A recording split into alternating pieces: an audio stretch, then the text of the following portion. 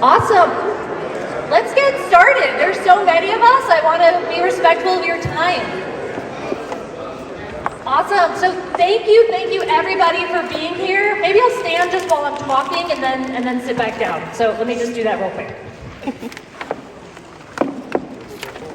Okay. Excellent. Thanks everybody. So I am Sue Anderbois. I am your city councilor here in Ward 3. I am so grateful. Oops, I gotta put this closer. I just saw the ear thing. First, I really want to express gratitude to everyone who's here for coming out on this Monday night and all of your really thoughtful engagement on this so far.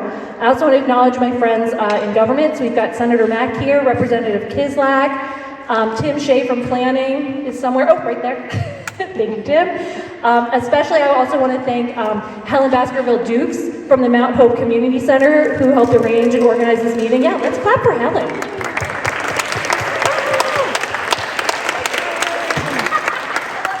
Every day of the week I'll clap for Helen. I also want to shout out my colleague Samantha, who is with us in the council office, who will be helping take notes and run the meeting, as well as our friends, the 2 police officers in the back of the room keeping us safe tonight. Thank you so much, sirs. I am really grateful you're all here. I think opportunities for public input are really important. While I have my own concerns and opinions, I think it's really important for all of us to hear directly from each other, and I want to hear directly from you about and respond to the needs of the community. So just a quick agenda setting, and I really won't do much talking tonight, I promise. This meeting is mostly for public comment on the proposed project and zone change requests for 103 Evergreen Street. I'm going to kick this off with a little bit of explanation of the process, because I find that government process is a little confusing, and also a little bit about what is this R3 and R4 zoning people are talking about, just to kind of clarify that as well. I also first want to again really express my gratitude to all of you, all of our neighbors. Regardless of your thoughts on this project, so many people have reached out to me directly, to the council office. I know my colleagues in government as well, and I've experienced personally so much amazing and so many amazing thoughtful and nuanced comments. So many of our neighbors are trying to find ways to support increased housing and density and respond to the housing crisis we're in while also, respecting the history and character of this important neighborhood. People have been so supportive and welcoming and have had such nuanced thoughts on the project all at the same time, and that's really, really amazing and a credit to you all. I share concerns that I've heard about the number of units and the size of each individual unit. An analogy I've heard from some of you, and I agree with, is thinking about jobs. When we create new jobs in our economy, it's not just about a countable number of jobs, but really the quality and whether or not their family's sustaining. And I think the same thing about housing. We need more housing, we need more density. We also need to make sure these are units that are high quality and good for our neighborhood and good for our neighbors. I also want to add yes. Okay, I'll slow down. Oh, I'm so sorry. I will talk more slowly. And is it better if I move it closer or further? What if I just shout? No, yes, no. Okay, I'm gonna mic it, but go slowly. Okay, I see thumbs up for this. I also really wanted to note before we got started about the unique nature of this neighborhood. Camp Street and Lippet Hill have been subject to discrimination and active disinvestment by the city historically. If you haven't read the city's Matter of Truth report, I highly recommend it, and want to note that many Black residents were forcibly removed from Lippet Hill to create what is now the Whole Foods Shopping Center in the 1960s and 50s. And so I really want to be mindful of this neighborhood and how we're treating this neighborhood and not removing folks. Okay, so the process here tonight. Currently, this area, 103 Evergreen, is zoned what is called R3. There is a request to change it to what is called R4. Just a note on zoning process. Any and all requests for a change in zoning must be compliant with the city's comprehensive plan. Many of you know that we are in the process right now of our once per decade update to the comprehensive plan. The comprehensive plan guides land use and land growth or growth across the city. All zoning change requests are made to the city council because it is technically a change to the zoning ordinance. Quick Civics 101, the city council is the legislative branch of government. We control the ordinances, which is another word for like legislation. The city council will receive these zoning requests and refer them to a body called the City Plan Commission. The City Plan Commission is made up of residents of the city who are appointed by city government and are regular residents, and they have there's a variety of different seats that they hold. And so it's a body of people who meet regularly and review these types of requests. We can answer any questions about the CPC later. But they first review these recommendations and then try and see if it is in line with the comprehensive plan. And we'll say, one of three things. Yes, it is. We'll make a recommendation that this goes forward. No, it is not consistent with the comprehensive plan. We recommend it not go forward. Or it could be, but let's have some stipulations. The CPC, or the City Plan Commission, will then refer it back to the council with whatever recommendation it has made. This is where we are at right now in this moment with this project. The CPC has reviewed the request and has said potentially it could go to R4 if some stipulations are met. Those recommendations are then sent, and Tim, let me know if I go astray. Those recommendations are then heard by the city's ordinance committee. So that's the city council members on the ordinance committee. The ordinance committee will hold a public hearing. The date for that public hearing is set by the city council and the chair of that committee, which is Councilman Espinal. Just to be clear, that date has not been set. I know some people have said this is moving quickly. That is not on the next ordinance committee agenda, and that date is under the control of the ordinance committee. That is not something that is predetermined. At this point, the committee can do three things. One of three things. It can reject the request for the zone change. It can accept the request for the zone change, or it can accept but with as many stipulations as it would like to make on that zone change request. After the ordinance committee makes its recommendation, there's even more process. So this is just to emphasize we're still very early in this process. The ordinance committee then refers it back to the full city council, who can either has those same three options again, and it would need to pass the council 2 times before any change was made. So just as a reiteration, we are early in this process. The council controls the timeline and what happens from here. This is not by any means totally done. The other thing I want to address is what the difference between R3 and R4 zoning is, because man, who knows what that is, Actually, probably many of you, because you've probably spent all weekend learning about it. It's a really bright bunch. Both types of zoning encourage increased density. So like R1 zoning, for example, is for single family housing. R3 encourages density and can include, but is not required to have any of the following. It can be single family housing, it can be 2-family housing, it could be triple decker, or it could be row houses. For R3, any one structure cannot have more than 3 units. There's an exemption for row houses where you can have more than 3 units total, but it's like across the different row houses. So like you can have multiple row houses, none of which have more than 3, but you can have multiple row houses. It cannot exceed 3 stories. And for example, like if you want to think about it, the building down the hill, also on Evergreen, is a series of row houses. That's a good example if you guys have been there, which I bet you have because you live in the neighborhood. R4, which is the proposed change, allows for up to 4 stories above ground, does not limit the number of units in a building.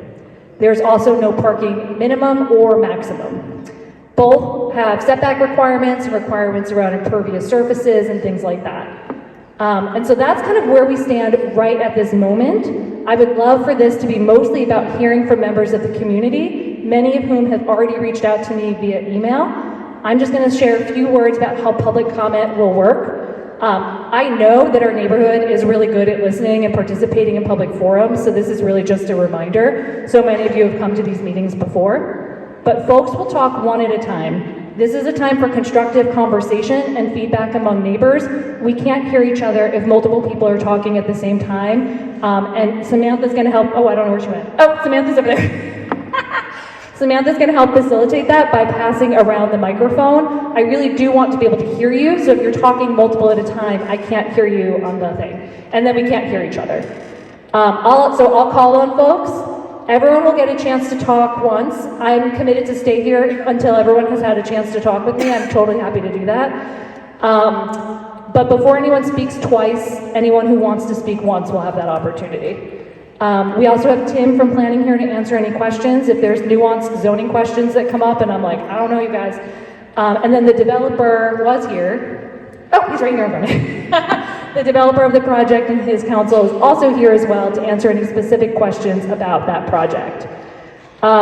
There's so many of us here tonight, and I'm so impressed by you guys.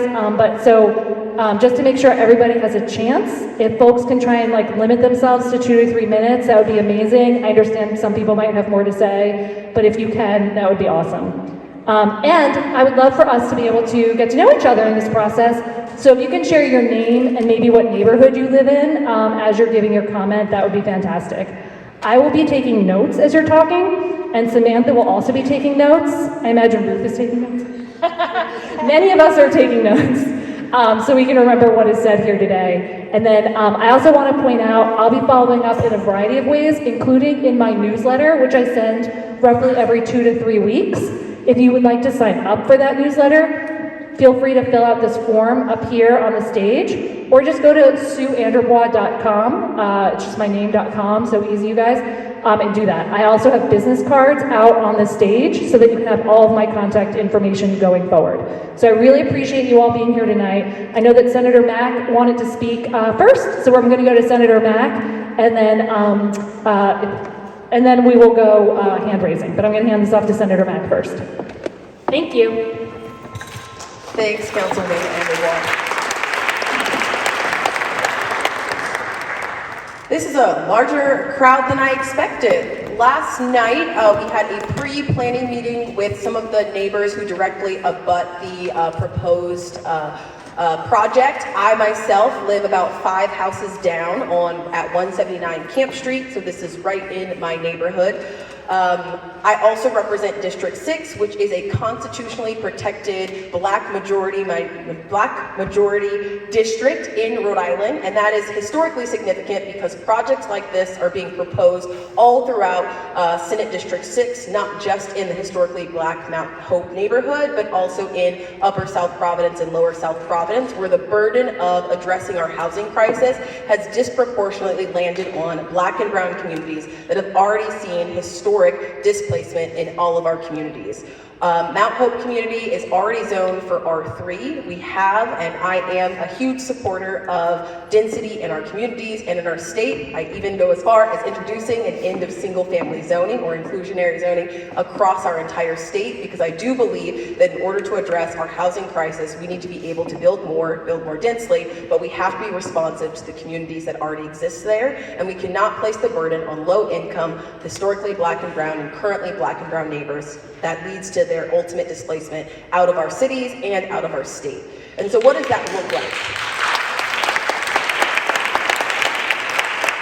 That looks like making sure that when we are asking for and when we are planning our cities and increasing density, we have to see who are the communities that are already bearing that burden and who are the communities that are not holding their fair share of the responsibility for building more density. This neighborhood is already zoned for R3. Right up the street, we have a neighborhood that has exclusionary zoning that is zoned for R1. We only talked really about R3 and R4, but R1 zoning is single family homes only, which means on a single plot of land, there can only ever be a single family home, which means they will never have density and that they are not going to experience some of the conversations that we're having right here today. I know many folks in here have also probably never met many of their neighbors. This is an important part of the civic engagement process and how you get to know how a city gets built, how a city gets developed, and get to know your elected officials.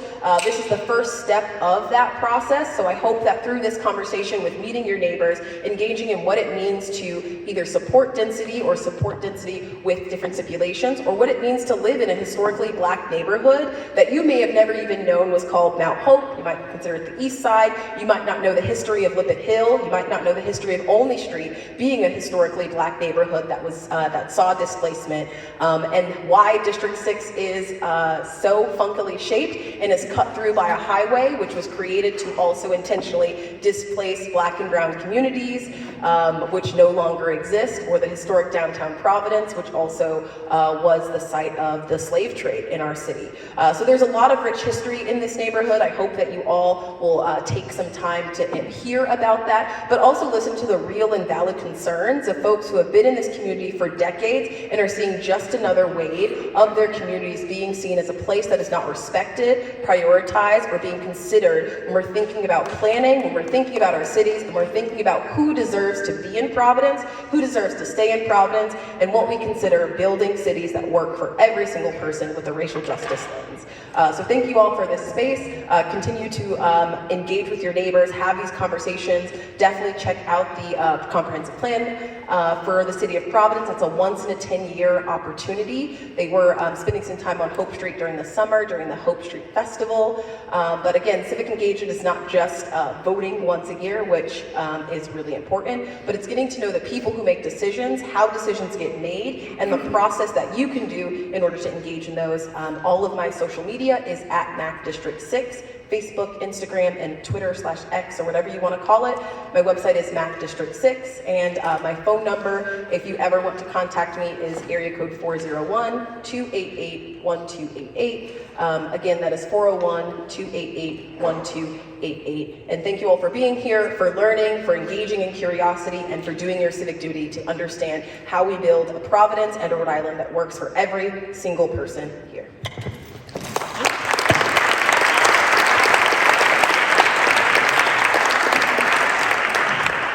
Rep. Kislak is going to go next. Hi there. Oh, lots of people came since I sat down. I am so grateful to my fabulous partners in government. I'm really grateful to Councilwoman Anderbaugh and to Senator Mack for their leadership. And I am really, there's nothing to add to what you all have just said, so I just am looking forward to listening. I also want to point out that we need more housing. We all know that we need more housing, and one of the things that we're considering at the State House right now is whether or what size the housing bond should be this year, and there's, the governor proposed $100 million. There's a proposal on the table to raise it to $150 million, so we should all follow that very closely as well. Thank you. Thank you, Dr.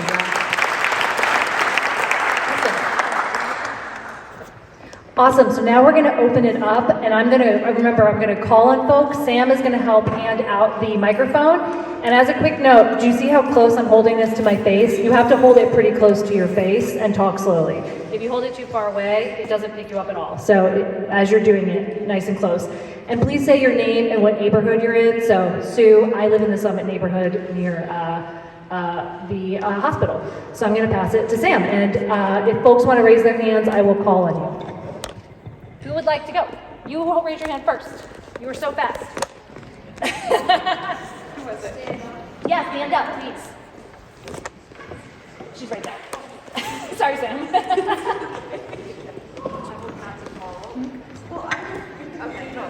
Okay, this is, I'm reading a little bit from an article that you put up. Okay. It's about building more luxury housing, driving. Oh, my name is Bobby Houlihan, I live on Oak Street. Oh. Yeah, perfect, Bobby. Okay, my name is Bobby Houlihan, I live on Hope Street and have been living in the neighborhood since 72. Oh, yeah. So this is an article from WGBH. And advocates, policymakers agree the solution involves building more homes and apartments. The need for homes for lower income residents. Other advocates believe that you should increase the supply of market rate housing, and that could create a trickle-down effect that helps reduce costs for others. We've heard the words trickle down for a long time, and that's about what it does. So proponents of building more market rate housing stress that forced higher income people to compete against lower income families for units. The wealthy have the power and resources to bid, and lower income people are completely boxed out of the market. The trickle down effect.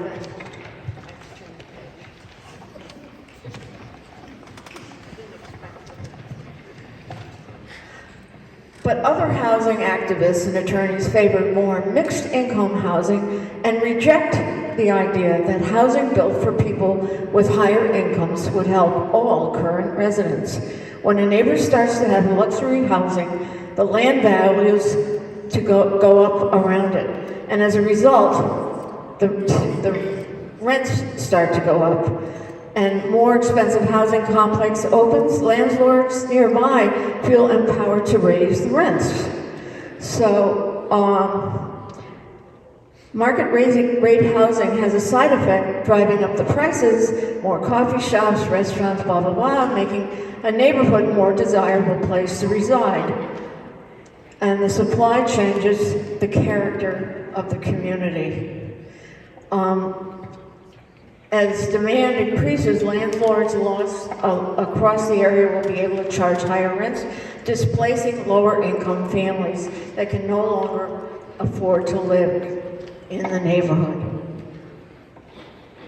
So as housing stock ages and depreciates, landlords charge less. Landlords also know they can't raise rents and often pushes lower income people into older, more often rundown housing. So that means lower income, and as other neighborhoods become more attractive, that means lower income families that have long lived in neighborhoods are then losing out. Thank you, Bobby. Who else wants, and I also want to acknowledge that not everybody likes to speak publicly, so you're also more than welcome to email me at any time. My cards again are up here on the deck here with me, so, or whatever, you know. Stage, yes. Yeah, and I saw 2 hands, one was over here. Yep, right there. Hello, my name is Herlin Perry. I'm a owner of 206 Camp Street, and I just I'm a little nervous right now, but I want to give you a little bit of history on Miss Jake and Mr. Jake's house. I was born and raised on Evergreen Street, 100 Evergreen Street, and we used to play football, polar pool, and Miss Jake and Mr. Jake were a pillar of the community. Actually, we used to go to Miss Jake's to buy penny candy. So if you know Miss Jake, you couldn't ring the bell more than twice, because she would tell you, boy, I know your mama, so don't have me come over there and talk to her about it. But I'm also a coach of the Mount Hope Cowboys in the community for 27 years. And to look at that set of land right there and picture a house or a building that I believe it was 4,400 square feet. Now my house on the corner of Grandview and Camp Street is a 6-bedroom house, and it's 3,300 square feet. So just think about that right there. You're talking about 58 units in a 4,400 square foot area, and mine is a 6-bedroom house with 3,300 square, 33 to 3,500 square feet. So picture that for one thing. And when we're talking about displacement of black people in the community, when I grew up there, you knew everybody. It was just family after family after family.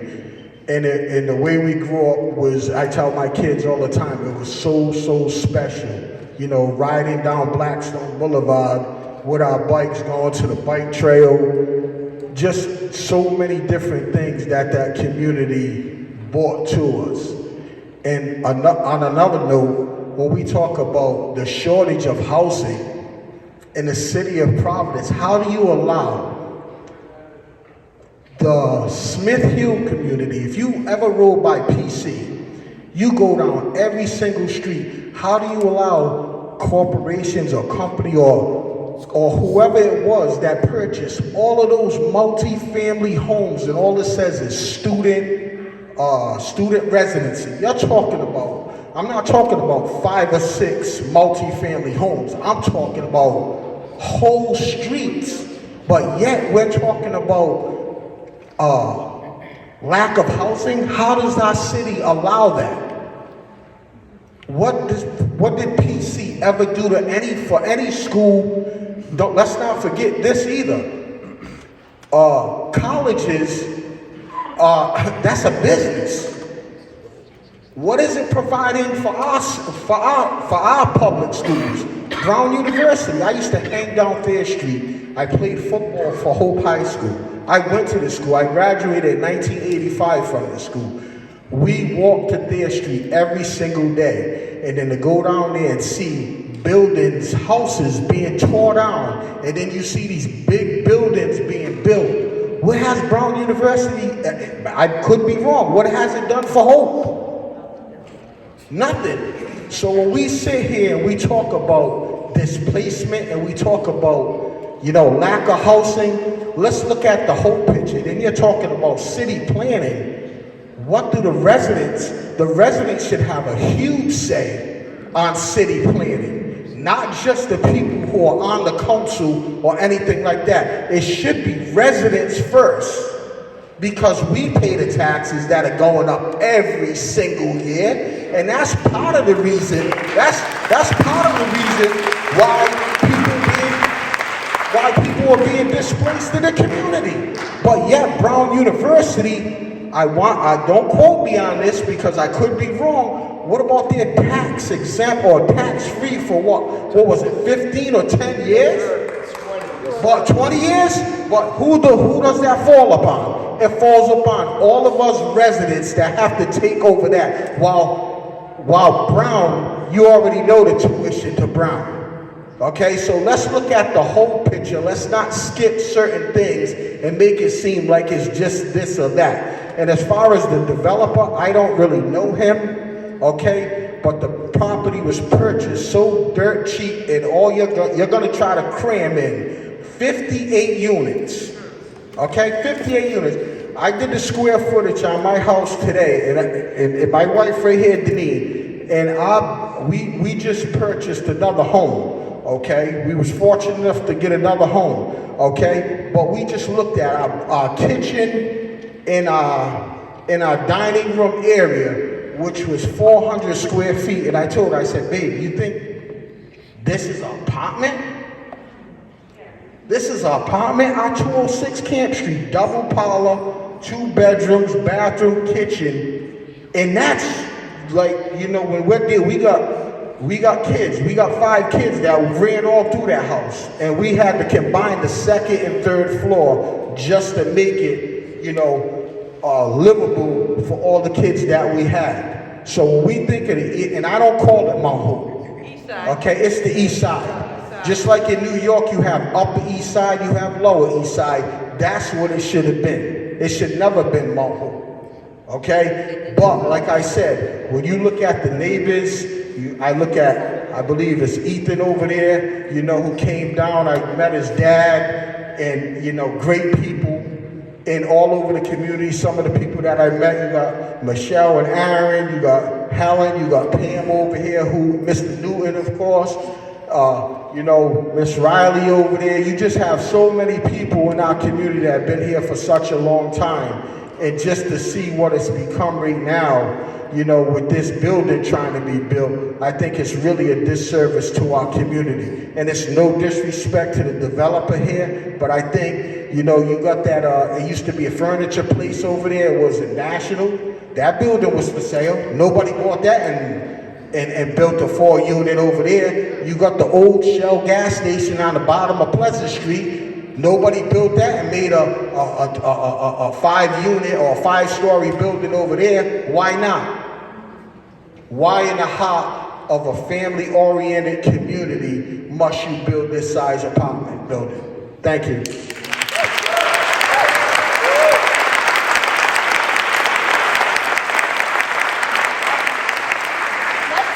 Oh wait, so you don't have to run. Anyone else from this section want to say something? So Sam doesn't have to run in her this. I'll say something. Sam, can Helen talk next?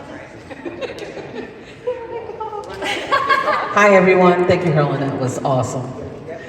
So I am the executive director of the Mount Hope Community Center. I also live on Camp Street, directly across the street from the park. So if you walk your dogs in the park, please stop. And I'm serious. It says no dogs allowed because a lot of you don't clean up your mess. So I was born on Grandview Street at the bottom, 61, that brown ugly house.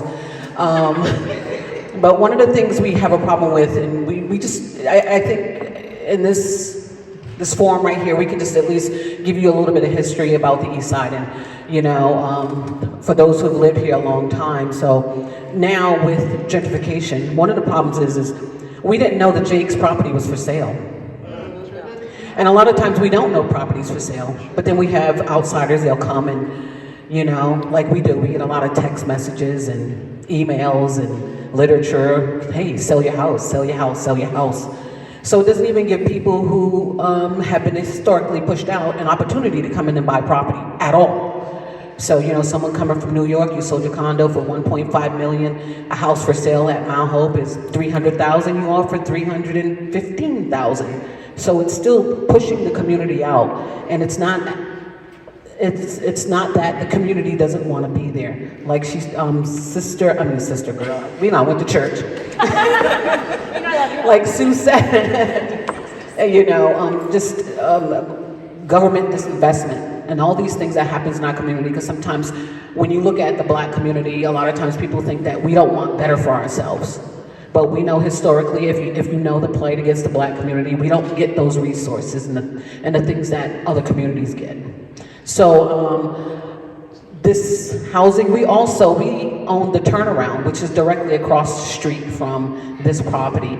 And we are looking forward to building affordable housing, mixed use there as well. And we're going through the process.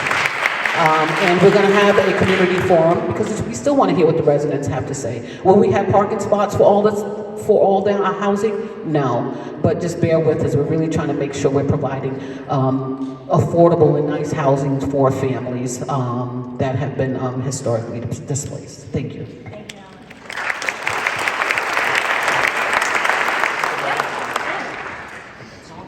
Hi, my name's Jim Meister. I'm at 121 Evergreen, which is right next to that Turnaround, actually. That one actually never hit the market either, did it? Well, no, actually, the owners were part of this interest, so that's how we got that. I see. We were investigating on who owned that forever. We wanted it to, for that exact reason, mixed purpose.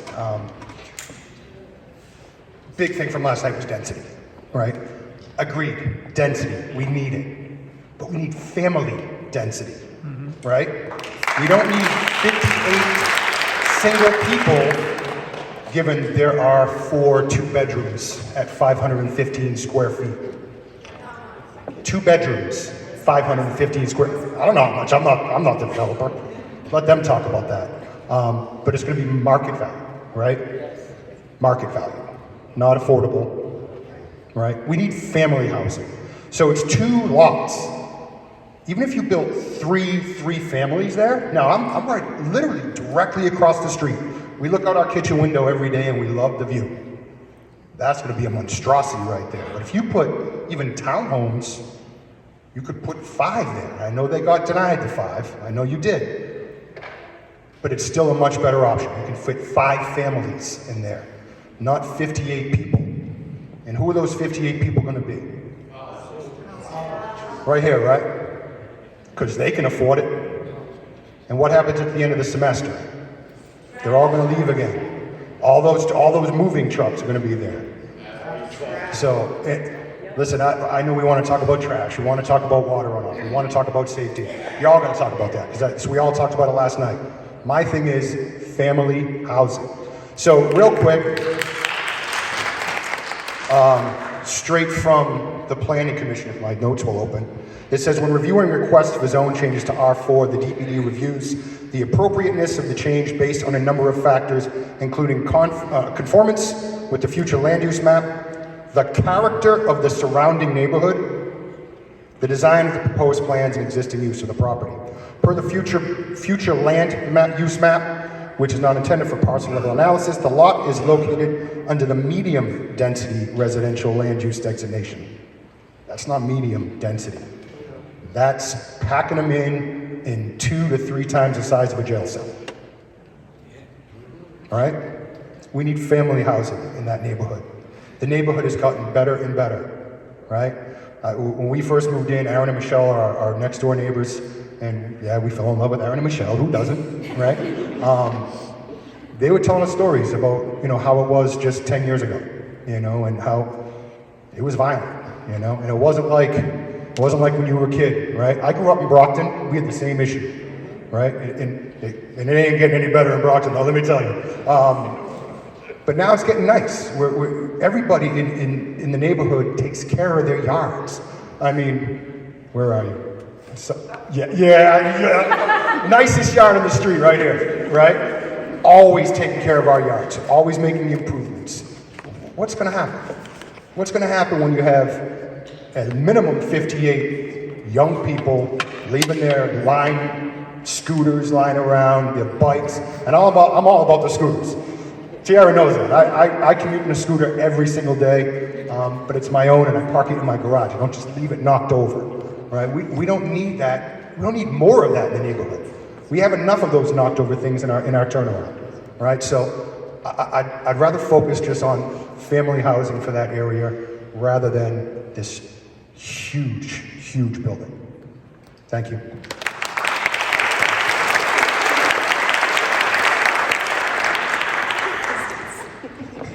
I am Michelle. As you have talked to our neighbors, yes, we live directly across from where you plan or are proposing your plan 58 units. One of my questions to you is, how did you acquire the property? My next question to you, what is going on with the code violations that you currently have incurred on the properties that you have developed? And my other statement is, we're talking about affordable housing, not low-income housing, because we have all, having been in that area forever, and my father was one of the African-American police officers, the first African-American police officers to become sergeant, which that made history. We've dealt with many things that have come about in that area, to include vagrants, drug addicts, drug dealers, prostitutes, blah, blah, blah, blah. The list goes on and on. I don't mind affordable housing. I do mind low-income housing if these people are not screened. I do mind the college people coming through here, because we know when people are 18 to 21 and above, they like to party. They have drama that does not exist when you get older. And yes, they have the move-out problem. They have the garbage problem. You name it, they have it.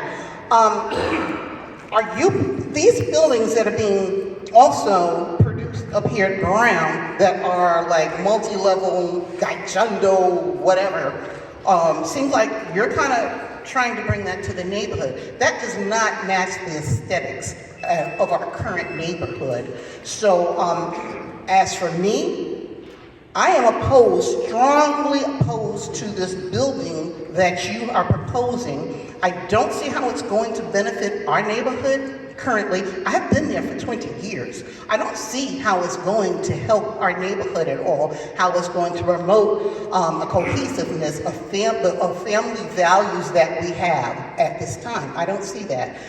That's my only statement, because I could keep going on, but I will not. I yield to you.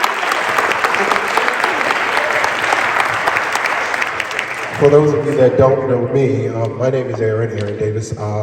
This is my better half, my number one. I agree with her 100%. It serves no purpose to bring a monstrosity that big to this neighborhood. One of the key things, I don't know about everyone else in here, but I've been up daggone near all night and all day, rolling this over in my head and trying to understand this and how we got to this place. Because this was brought to us, as Bill Cosby said many years ago in his comedic show when he was talking about his son getting married. It was brought to us on the lid of a garbage can. We found out about it by some mail that got dropped. We were absolutely totally blindsided. There was no input. Nothing was brought to us. The whole thing, my whole thing about this, and you can tell the passion in my voice should be dictating how you understand how we feel. One of the things that I bring to question is why, Herlin brought that up, why not somewhere else that isn't currently being used? Mills. We have hundreds of mills all over this state. Hundreds of thousands of square feet of unused land that's available for a 4, a 5, a 20-story. If you want to build a megalopolis and do something out of one of these movies that you see where they got 40-story buildings with low income, moderate income, luxury housing, why not there? My secondary level to that is, if there's such a desire to be on the east side, I have a great suggestion. For all of the people that are living in that great neighborhood over there on Blackstone Boulevard, how about putting one right there?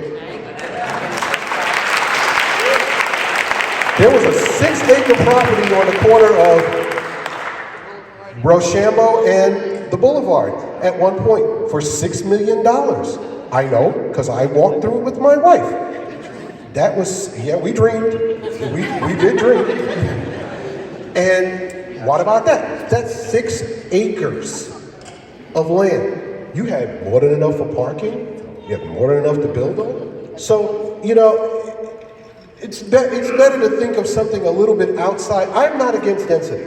I'm born and raised in New York City. I grew up on 103rd and Columbus in a 20-story tenement. Commonly known to the rest of the world, projects. Okay, so I get it. But I now live in a very nice neighborhood. After 9 o'clock, it is almost a dead zone. That's how quiet it gets. People go to sleep knowing they can go to sleep, wake up, their car is still there, and the doors are still on the car. You can shop where you want to. You can take a walk down to the Poke place. You can go down to the bakery down on the far corner. This is not going to yield anything positive to this neighborhood. You cannot express to me how 200 square feet is going to bring that. The thought that came to my head, and we'll yield it in a minute. The thought that came to my head is, yes, what happens at the end of the school year when you have, just for giggles, 50% occupancy? What will that become? 2 thoughts came to my head. One, you have Airbnb. Why? Because at the end of the day, and I'm a business major, I have an MBA in business, global business leadership, management, and finance, okay? You're here to make money. Your stakeholders and your shareholders are in it for dollars. They're not here for this community. Second thing, if that doesn't work out and you have to yield back to the city or the state, that becomes the opportunity for what? Low-income, transient housing. People that are currently homeless or potentially homeless. And that brings all of what she just said back to this neighborhood. Something we fought for the last 2 decades to keep out of this neighborhood. So I say to you, somewhere else, please.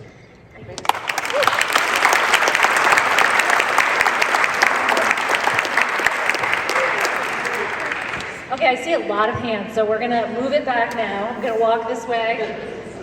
Okay, Bobby, you already spoke, so everyone's gonna get to go once, Gordy goes twice. My name is Ruth Dealey. Oh, okay, I better take off my mask. My name's Ruth Dealey. We live on the corner of Larch and Ivy, and we've been there for 55 years now. Oh, and actually, when we bought it, it was the overflow for a Holy Name Convent that had then become a flop house, and so we got it for $28,000 because I don't think we'd be able to afford a house these days. But I have, and I'm a white person saying this, I have witnessed economic racism to the worst degree, and I totally think that this neighborhood was chosen because of that. And watching it, it breaks my heart because my earliest contact, I volunteer for the Camp Street Ministries and Camp Street Community Center, and the people that worked there that were serious parts of the neighborhood were renters always, and because they knew their landlords, and the landlords fix their incomes. And as it gets bought by out of people who don't live in the neighborhood, they get evicted and taken away from our neighborhood, and they were the pivot of it. And I watch them in their old age, because I've been there, get evicted to nowhere. And that kind of displacement, it is racism. And actually sitting here in Hope High, I just have to say that my daughter went here, and I got really involved sending kids to Edinburgh and stuff, and I couldn't get a single president of Brown. Ruth Simmons would not, it's 4 blocks from Brown to come, and people were falling through the stage here. It was so rowdy. There are actually students falling through the stage. And to this day, I don't think Christina Paxton's been over here in person either. And that is racism, pure and simple. There's no other explanation for it. And I don't have a chip on my shoulder because I'm not of color, and I can see it as clear as day.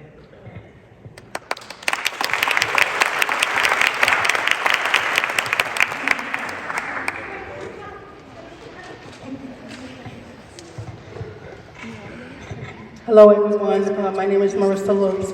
I want to say I came in towards the end of Herlin's comments, which I totally agree with. Helen, the gentleman up there. My concern, I've been in the neighborhood 50 years, and I think of the parking, which is going to cause an issue, not just with where people are going to park, but emergency vehicles getting down the street. I think about plowing, how is that going to work, picking up trash. We already have an issue with homeless down towards what used to be Benny's, and we have a lot of trash down there, and then we're gonna have 58 more plus residents where they can't get to the trash. Where are they gonna put the trash down? In the middle of the street, you won't be able to get down the street.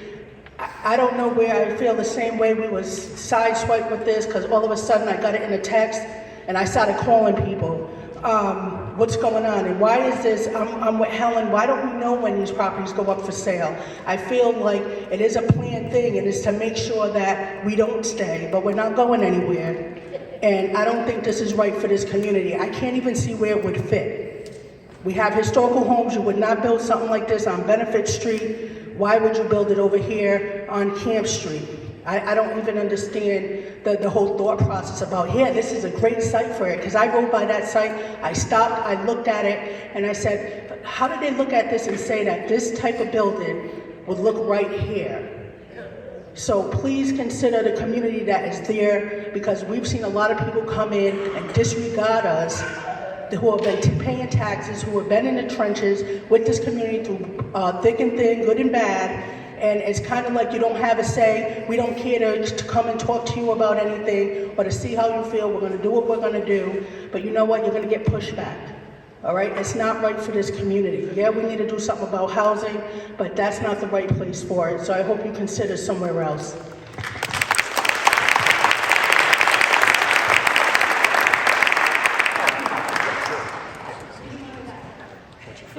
Hi, I'm Emily Cloblin. I live at Ivy Larch, across from Ruth and James. Okay. So I share the sentiments of our neighbors. I think themes that came through in the meeting that Senator Mack hosted last night, as well as today, is one of surprise, as well as disbelief. It's almost like the time the house falls out of the sky in the Wizard of Oz. It's like, how the heck did this land here?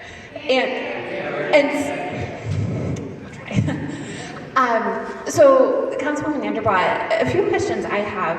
One, how does this fit into a bigger plan?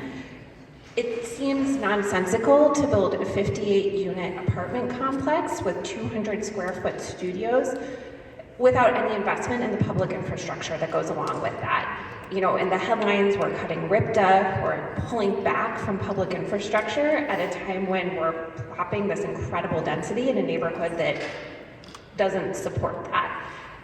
And as I understand, I might be wrong, but the initial proposal was for 5 townhomes that would actually fit within the context of our neighborhood. So why did the city deny that and even open up this situation that we're facing here?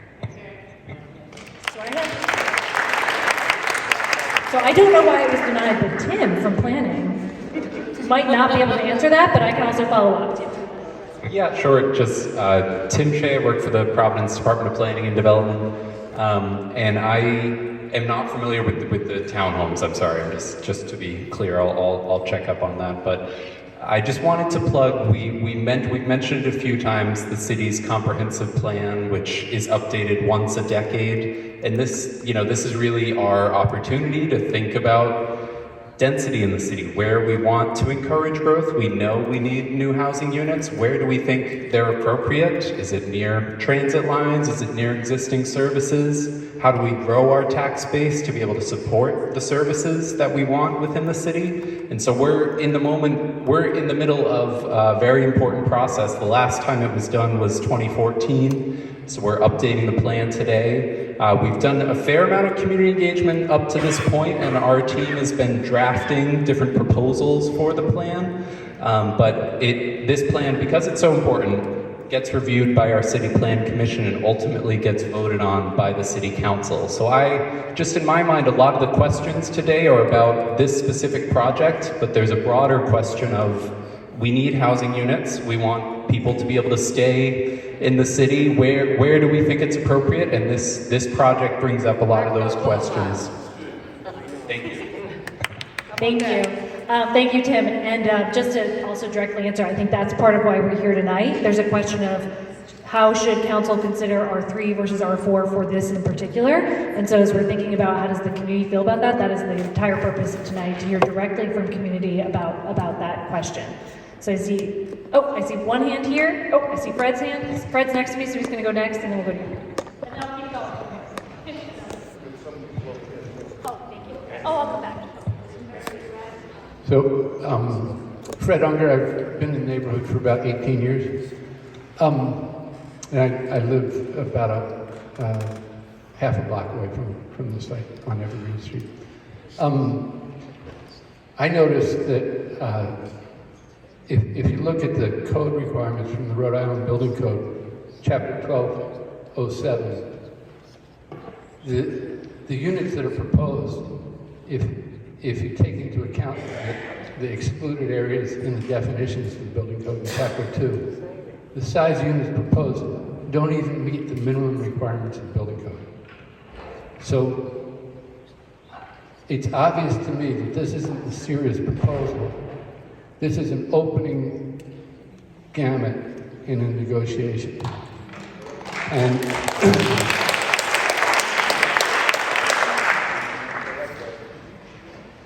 we have to take into account not only the R3 considerations, but directly across the street, it's R2. So what I would suggest is we all agree that we need more housing. Townhouses would fit there easily.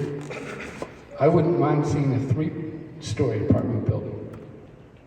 But if you put any building there, and so you suggested something different to this, but when I look at the zoning table 14.1 on minimum levels of parking, it says all multi-family dwellings should have 1 parking space per dwelling. So what I'll suggest, It's one per 4 bedrooms. one per, One parking space per 4 bedrooms. okay, so No, I'm we're not- still way off of that even, but the ordinance could get cleaned up because it's hard to find it. When I look at the table, it says multifamily dwellings, one parking space per dwelling. So the thing I would suggest is if you want to switch to R4, 2 additional stipulations. One is 3-story maximum, and the other is 1 parking space per dwelling. And I'll further suggest that you could easily, because of the slope on Evergreen Street, you could have a drive-under situation where you'd have parking in the basement level underneath apartments. So, thank you. I'm gonna go this way and come back up. Don't worry, I am coming back up. And also to address, R4 does not have the same parking minimums as R3. So that's part of on a lot of under 10,000. But I'll link to all of these rules and the zoning owner's manual that the planning department puts out in my next newsletter so folks can follow along more easily. And I know it's getting late. Feel free to contact me in any way after this. I'm happy to chat anytime. I'm gonna go here and then I'm gonna make my way up. We will come around, don't worry. How you doing? My name is Aaron Latson. I understand what you guys are talking about, but I'm here for the property. The property was stolen from my mother illegally. The property was stolen from my mother illegally. My cousin kept flying to California, having my mother sign it on her deathbed. We weren't informed, me and my twin brother was informed about it. So I didn't find out about anything until now. Everybody kept telling me to stay away before I go to jail because I kept going over there. She sold it to somebody else and I guess they sold it to them. But my mom didn't have a witness. There was nobody there. It was just her, my cousin, and my stepfather. So I just want the land back.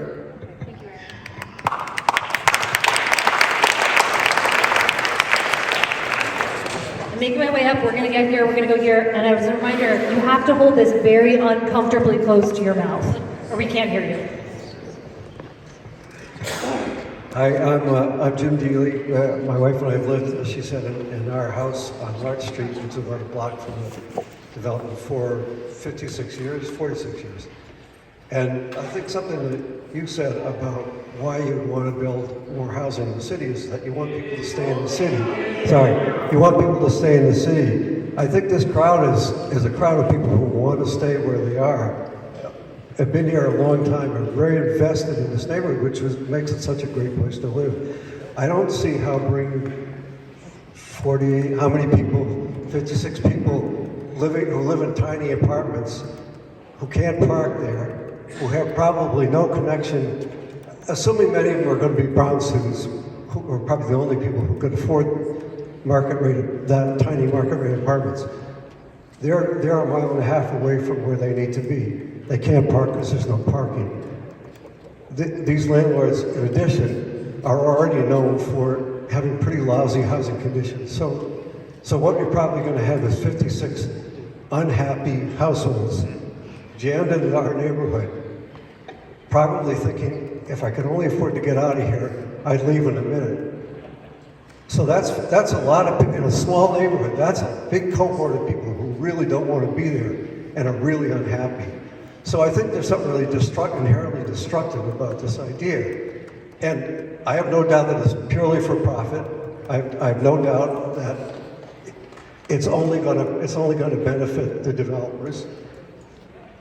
And I guess I'm sort of upset that the process is so lopsided that you have to have half the neighborhood come in here and point out the very obvious problems with this thing, rather than to have the city people in the first place say, well, let's think about this. Like, there's got to be something between 3 units and 56 units. There's got to be some quality of life issue here besides whether something becomes an Airbnb, which seems to be the only consideration they have.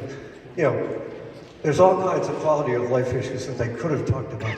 They chose not to, and I think we're all here to talk about that and say, after all, it's our neighborhood. We're the only ones that really have skin in the game, except for these people that want to make a little money off it. And we really should be the deciding voice in this.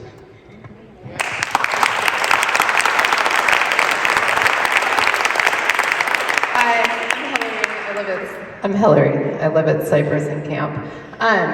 Real quick, because for efficiency's sake, can you raise your hand if you support this? Okay. All right. I legitimately am curious because I'm not trying to not have housing density in our neighborhood, and I live in a single-family home and feel very fortunate. The second thing is the comprehensive plan. I read these emails. I promise you, I read your emails, Sue. I looked at the comprehensive plan, and Mount Hope is proposed to be managed growth. It's not proposed to be increased density growth. So it doesn't make sense to me from a comprehensive plan standpoint to put this high density in this location. Like, are these people getting on 95 with what cars that are parked where? Are they taking RIPTA to where? Like, it just actually doesn't make sense to me.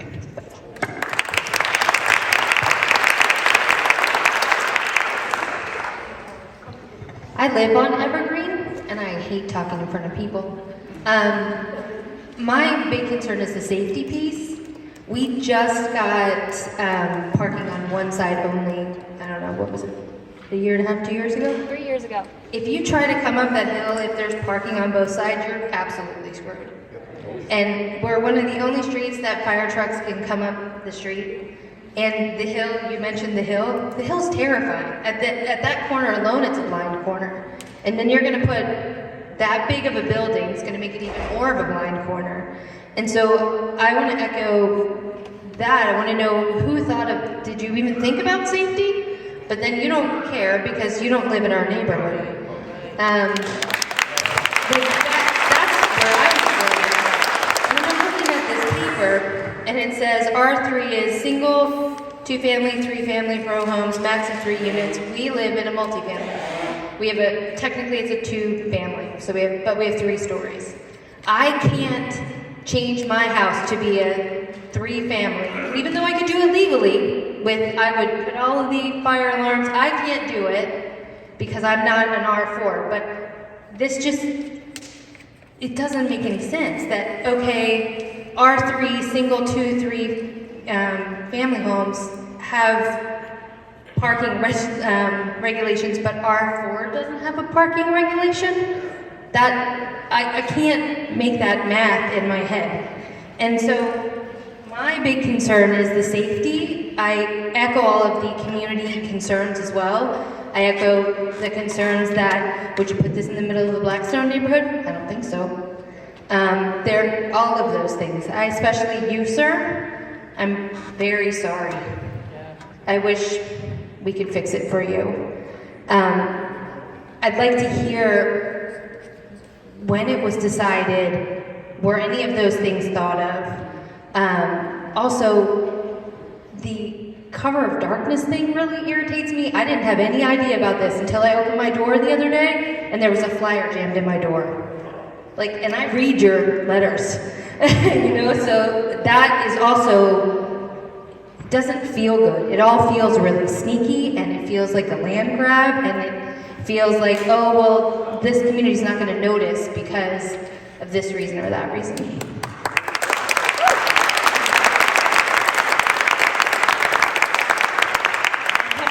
Coming up this way, I also want to point out no decisions have been made that's part of this forum. This would still have to go before the ordinance committee and the full council to decide if the zone change request can be approved. So nothing has been decided, and that's part of what tonight is. But thank you. Yeah.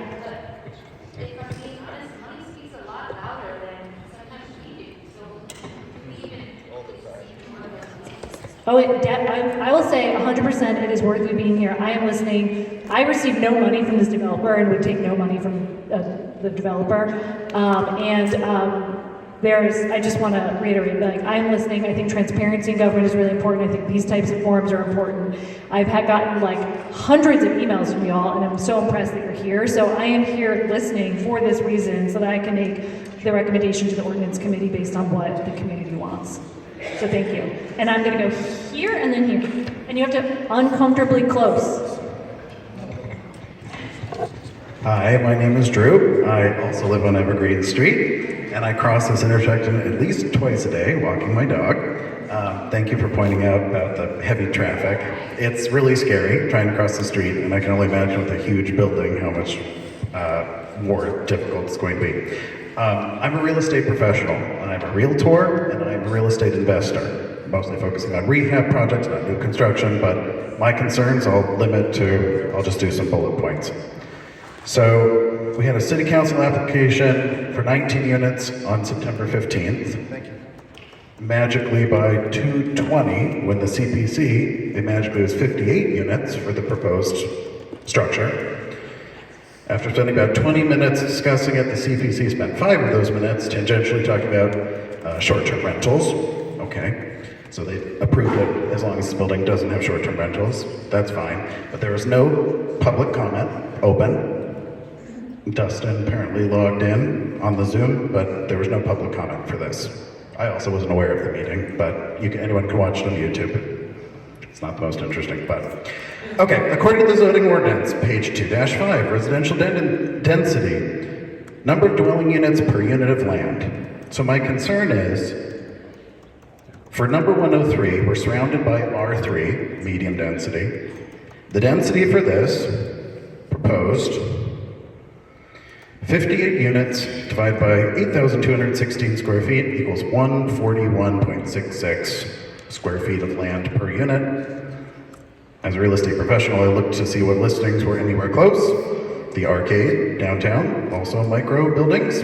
Their density, if you include 48 residential, I know there's also commercial there, but if you have fewer, you'll end up with a better number anyway. 745 lot square feet per unit. So we're not even close. And that's the Arcade. All the other converted buildings that have that number, 50, even 30 units, are in converted mill buildings, high rises, surrounded by R3, and as that gentleman pointed out across the street, R2. For our planning colleagues and you guys, that doesn't seem congruent at all with the existing comprehensive plan, or perhaps any future comprehensive plan. The density is insane. We already have basically covered the issues with parking, congestion, traffic. I guess I just want to conclude by saying, for our colleagues developing the turnaround lot as well, just please be mindful of the density. You only have a 6,000 square foot lot. It doesn't support it. Even the folks that live catty corner across the way, there are only 15 bathrooms in a 12,000 square foot lot, so I assume there are only 15 units there. Let's use that as a benchmark for something that's increasing density, hopefully gives us some more housing, ideally affordable housing, but let's have this make sense.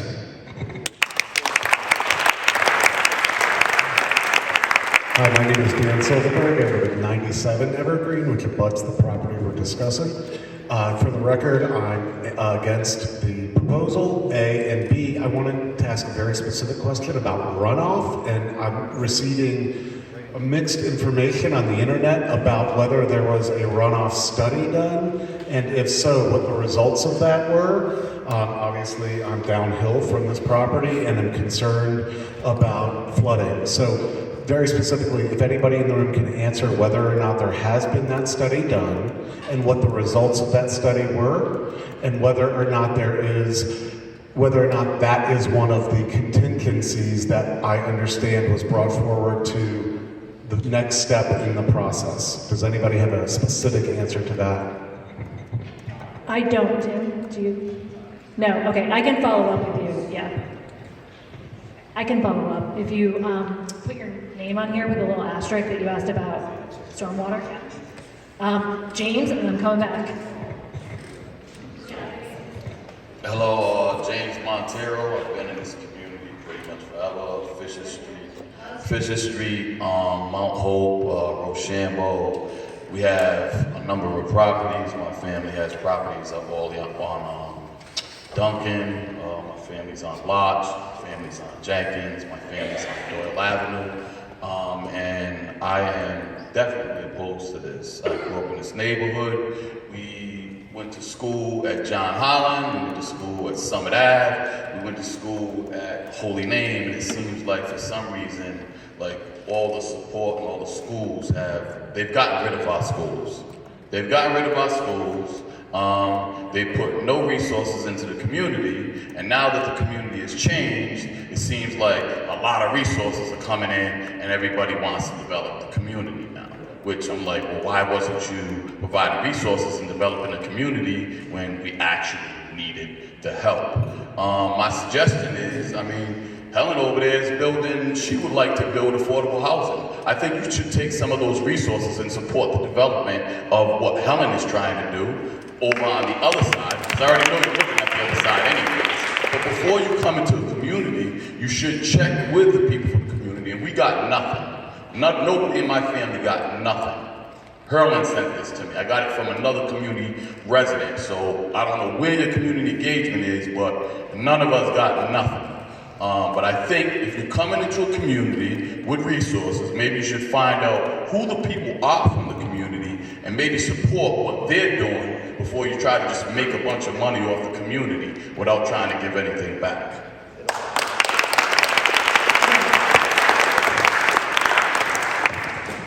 Hello? Can everybody hear me?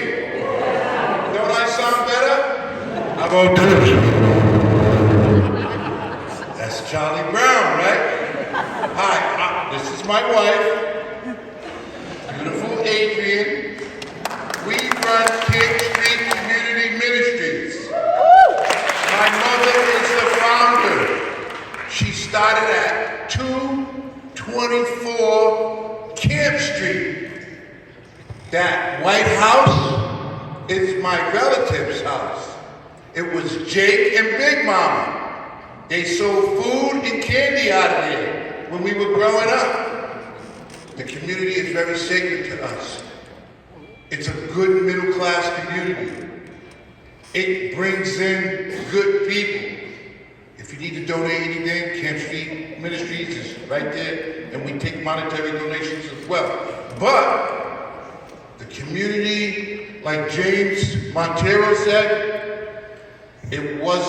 it didn't develop in a way that some of the middle class people that brought it up to where it is today got an opportunity to buy some of the property ourselves.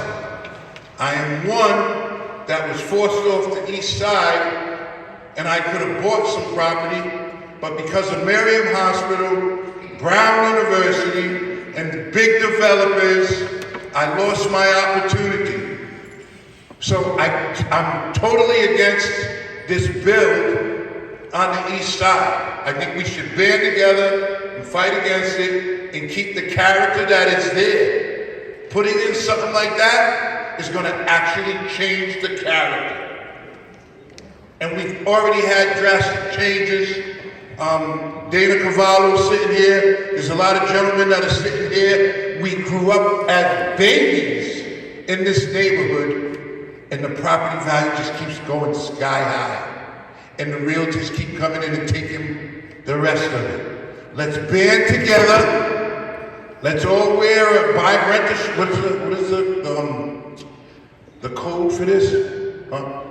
R4. Let's all get some sweatshirts that says R4, you're not coming. Run!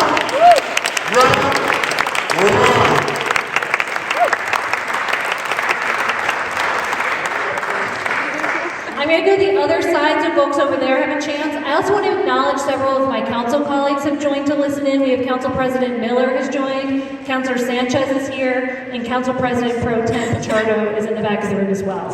There's people behind. I'm going to come back. They've been ignored. I'm going to look at them, but I am going to circle back. I'm also apparently going to twist my ankle. Here we come. Okay, come down now. Here we come.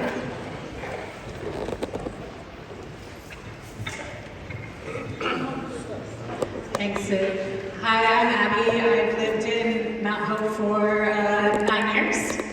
And I think you asked the question pretty specifically, Sue, kind of looking for pointers on how we should frame this argument in the broader scope of the zoning thing. Last year, I took a walk with you and Tim down North Main Street, and we talked a lot about the North Main Street corridor revitalization study. And that study cost a lot of money to do, took a long time to do, and came up with a whole bunch of ideas about how that North Main Street corridor should be revitalized. And it seems like this development would fit really nicely into the suggestions that were in that study. And I'm wondering, A, like, why wasn't our city more proactively saying, hey guys, come down to North Main Street, 2 blocks south. There's a lot of open real estate that you could buy, make big old things on, there's room for parking, it's on a bus route, all of the things, easy access to 95. Where is our city in asking them to come down there, rather than us as a community having to gather up at the very last minute here with what feels like a surprise that's upsetting to people who've lived in the neighborhood for a long time. Move it down to North Main.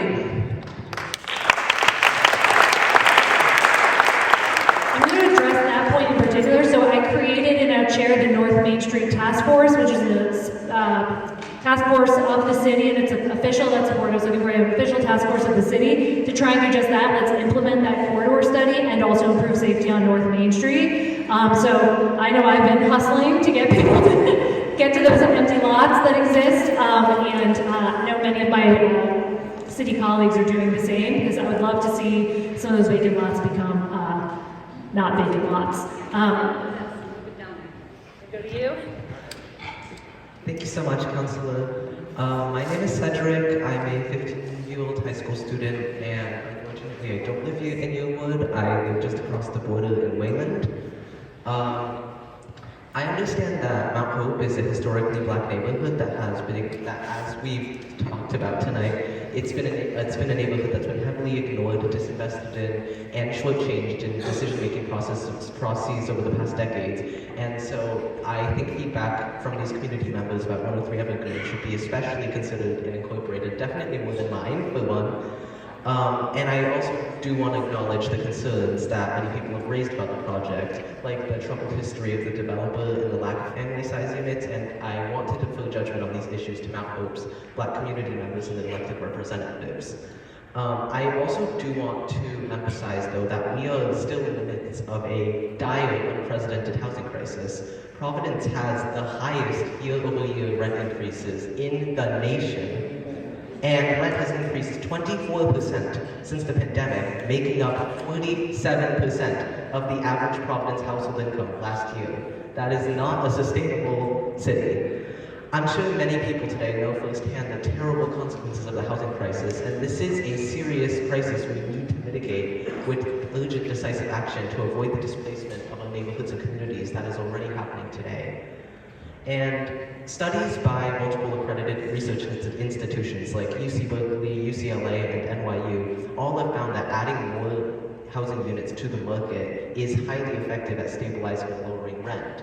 A real-world successful example of this is Berkeley, California, located in the very hotspot San Francisco Bay Area with UC Berkeley, who is seeing a 2.5% year-over-year decrease after approving some of the most housing units in over 60 years.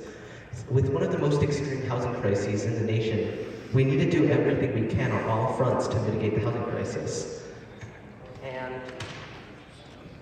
And I have also noticed that essentially no apartment construction is occurring in white affluent areas like College Hill, Blackstone, Hope North of Rochambeau Avenue, or Wayland, where I live, because it's illegal to. They're zoned as one of the LA districts and currently make only multifamily housing illegal. So these neighborhoods must do their fair share in combating Providence's severe housing crisis, and forcing disproportionately neighborhoods of color like Mount Hope to carry the entire burden of the housing crisis is nothing short of completely inequitable. The draft growth strategy of the comprehensive plan updates continues to maintain this inequitable status quo by categorizing Blackstone, Wayland, and Hope North Rochambeau under the lowest growth scenario, so maintaining the existing discriminatory zoning that currently exists. And I hope that you can push for the comprehensive plan to take a more equitable approach to encouraging housing crisis mitigation by upzoning these affluent areas to legalize multi-families and apartments so that these neighborhoods do their fair share in actually mitigating the housing crisis. Thank you so much for your time.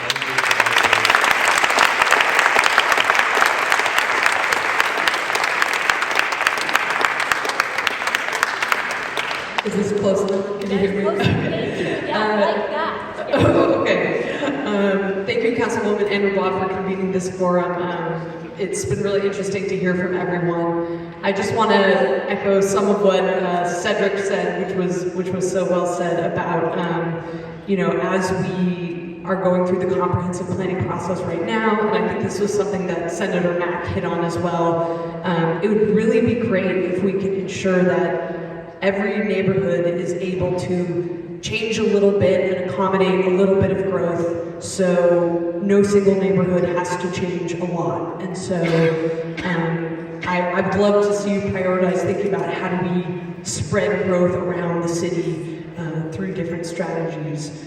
That being said, I'll be a little bit of a fly in the soup or something here tonight and say that as someone who lives on Hart Street and someone who lived recently on Evergreen Street and who saw my rent go up $1,000 a month in the course of the 5 years that I lived on Evergreen Street, I want to see new housing construction in our neighborhood because one of the themes that's come out tonight is how important the people are to the character of the neighborhood. And what we know from other places is that if you don't add new housing, the number of houses stay the same, but the people get priced out.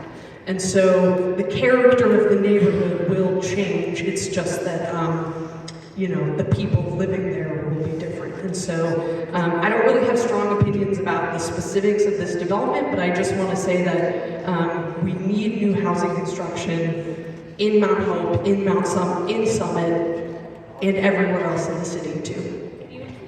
I'm Claudia Wax, Hart Street.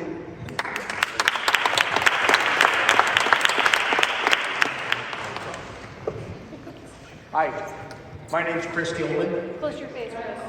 Closer to my face? Yeah. How's that? Uncomfortable. Is that okay? Whoa. You're kissing. That's what you need to do. Big difference. Okay, I live in the Wayland Square neighborhood, and this kind of attempt at developing with such small square footages is happening now on Thayer Street. It's happening at Wayland Square. This is not a new isolated attempt. Okay, this is going to continue as more and more developers feel like they can actually make a profit developing the land. Okay, Real close. okay, sorry. There you go. I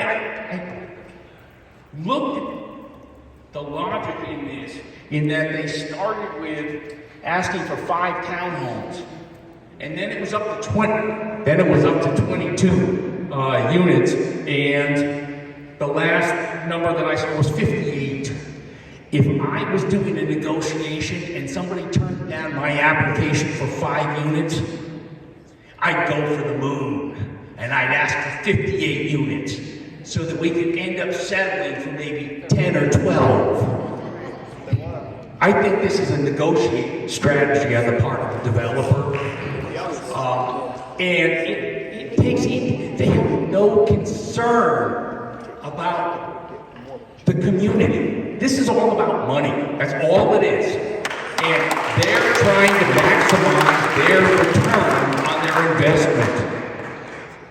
I went on the internet, I found out how much they bought the property for. It's not difficult to do.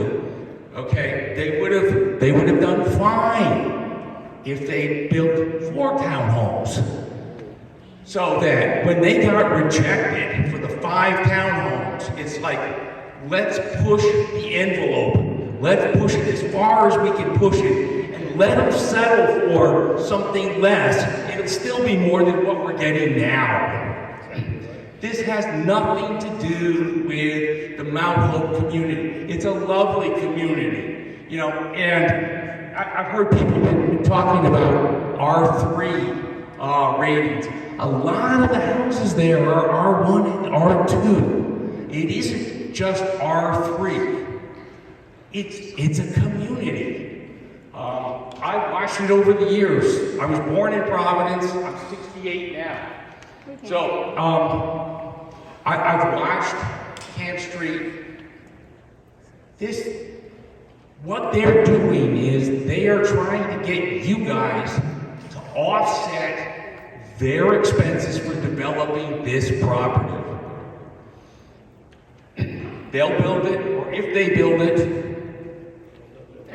it may not make it so the prices of the surrounding houses go down, but at the very least, it will slow down people for the same reasons that most of you moved into the community. Other people are going to want to come, but if the development, if the density starts increasing like it is in Wayland Square, like it is at Bear Street, it's going to devalue your individual properties. I'd say, don't let them do that. We don't have to do that. We're up against it. All of us are up against it in Providence. As a matter of fact, we're all up against it in the United States.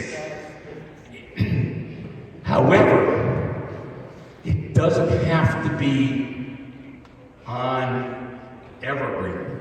It can be further down. There are plenty of vacant spaces in this city where development needs to happen.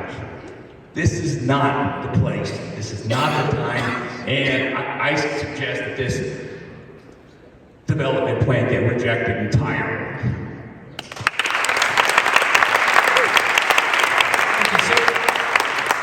My name is Christian Roseland. I'm the Ward 3 coordinator for the Providence Urbanist Network. We promote more housing, more density, more mixed use, and more non-car transportation options. I live at 842 Hope Street in the Summit neighborhood. So I think Cedric adequately addressed the housing crisis here. I do want to note that rents increased 26% year over year. We have some of the highest rent growth in the nation, and that means people are being pushed out. And why is this happening? This is happening because we did not build enough houses. Because Rhode Island is dead last in building housing over the last 10 years. Now, zoning and land use have inherent race and class dimensions. And over again, we have seen that density comes to historically black and brown communities, but white communities wall themselves off and prevent it from being built. As such, on behalf of Ward 3 and PUN, we defer to our black neighbors and their elected representatives in terms of the suitability of this particular development for that neighborhood. But I want to say that the problem is not that Mount Hope isn't dense enough. Mount Hope is all R2 and R3, and by the way, that means that you can build up to a triple decker. You can also have a single family home in R3. That doesn't change it from being R3. It means that that's the maximum allowed. So, and there's a lot of apartments, there's a lot of triple deckers, there's a lot of row houses in that neighborhood. The problem is that other neighborhoods are not pulling their weight, are not doing their share. We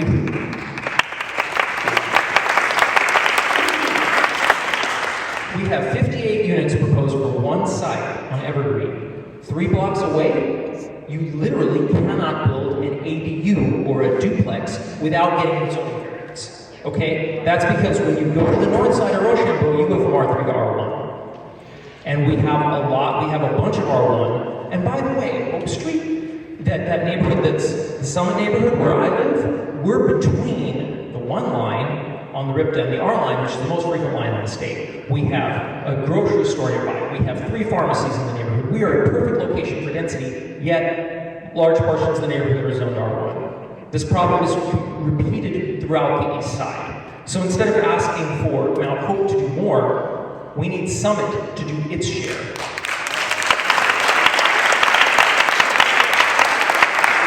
And I just want to quickly address North Main here. Look, North Main is zoned so that you can build quite a bit on North Main. The city's been trying to get developers to show interest in North Main. The problem is that North Main north of Olney is controlled by RIDOT. And 3 people died on a very short section of that road last year. The problem is that no one wants to build on North Main because it's such a horrible place for pedestrians. So if we want to build on North Main, we need to get RIDOT fixed. And we need to get RIDOT to fix the pedestrian safety on that road. Thank you very much. Hi, my name is Michael McGlynn. I live in Summit. And Sue, I want to disagree with you about one thing. You said nothing has been decided, but of course the City Planning Commission has approved this in a unanimous vote, 4-0. So really, this is moving forward. It's not like nothing has been decided. They could have rejected it. They could have rejected it at that point.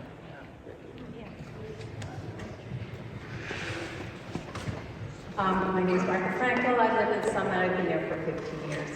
I walk past this house often on my daily old lady walks.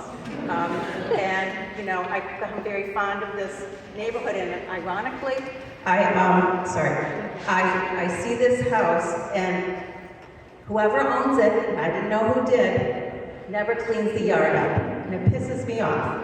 So I started cleaning up that yard. I started to bring trash out to the street. You who own it, I think, are sitting here. No respect for the people who live in that neighborhood.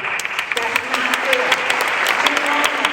You leave rugs that have been out in the rain for years, trash, whatever, which encourages people to throw more trash there. So I started to go and drag the trash out to the street. Sorry, you can arrest me for those trespassing. Oh, no, not you, yeah. Anyway, that's discouraging to me. In other words, the attitude of the owner towards the property has been displayed, and it's not very flattering. Okay, next, I'm really shocked by the take of the Planning Commission when they reviewed this project. And I would encourage you to look at YouTube, Planning Commission, February 24th. It's item number 5. It's the end of the session.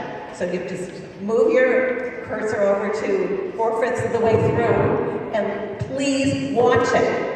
Someone over there said, we're disregarded. You want to see yourself disregarded?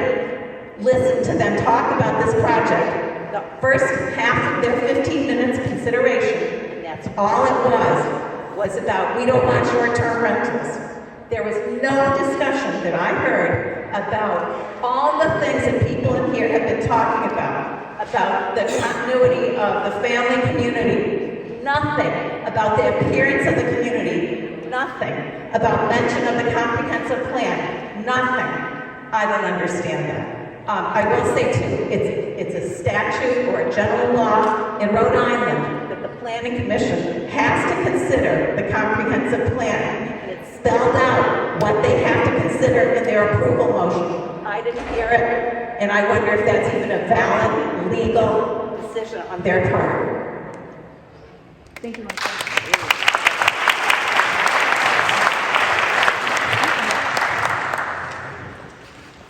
Hello, my name's Kelly. My husband and I are direct abutters to 103 Evergreen. We live in the row houses down the hill from this lot, specifically 91 Evergreen. Like you'll hear many times tonight, and you've heard many times already, we are joining our neighbors and our friends in asking that you recommend this lot remain as its R3 zoning. Over the last week, many of us have learned that all too often this developer has shown, when given the opportunity to do the right thing, he fails to rise to the occasions. With tenant complaints by the dozens, if not hundreds, and many of his properties not up to code, thus creating unsafe and poor living conditions, and showing very little respect for the communities which house his properties. We ask that you forward our pleas and to the ordinance committee and keep the zoning as R3 instead of leading to possible spot zoning decisions at the request of an irresponsible and, quite frankly, imprudent developer. May these committees work together with the community to find the best use for this lot that best fits the needs of the neighborhood and the community that surrounds it. We have endured looking at this dilapidated, abandoned property for almost 2 years, complete with hazardous overgrowth in the summer, sidewalks that go without shoveling in the winter. We are asking that this lot remain zoned as R3. We should allow the city to plan the city properly and with intent, all while keeping the best interests of the community in mind, and seeing the bigger picture in order to support generations to come. We ask that you be a force for good and not a rubber stamp on this developer's cash grab. Quite frankly, I sincerely ask you, Dustin, to be held responsible and be made to do what is right for this community and bring all of your properties up to code and provide safe and livable conditions for all of your 68 plus properties before even being allowed to discuss building anything else. Yes.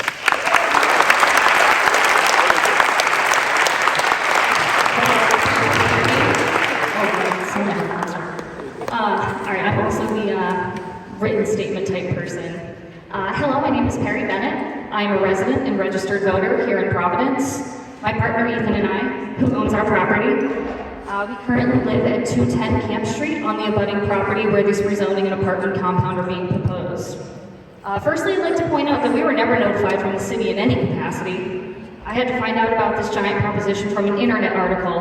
While I may not understand the legality of such things, at the very least, I find it highly unethical that the city is considering whether the property that touches our bedroom window can go from being a 1,145 square foot single family home into an 18,000 square foot 58 unit compound without even informing us.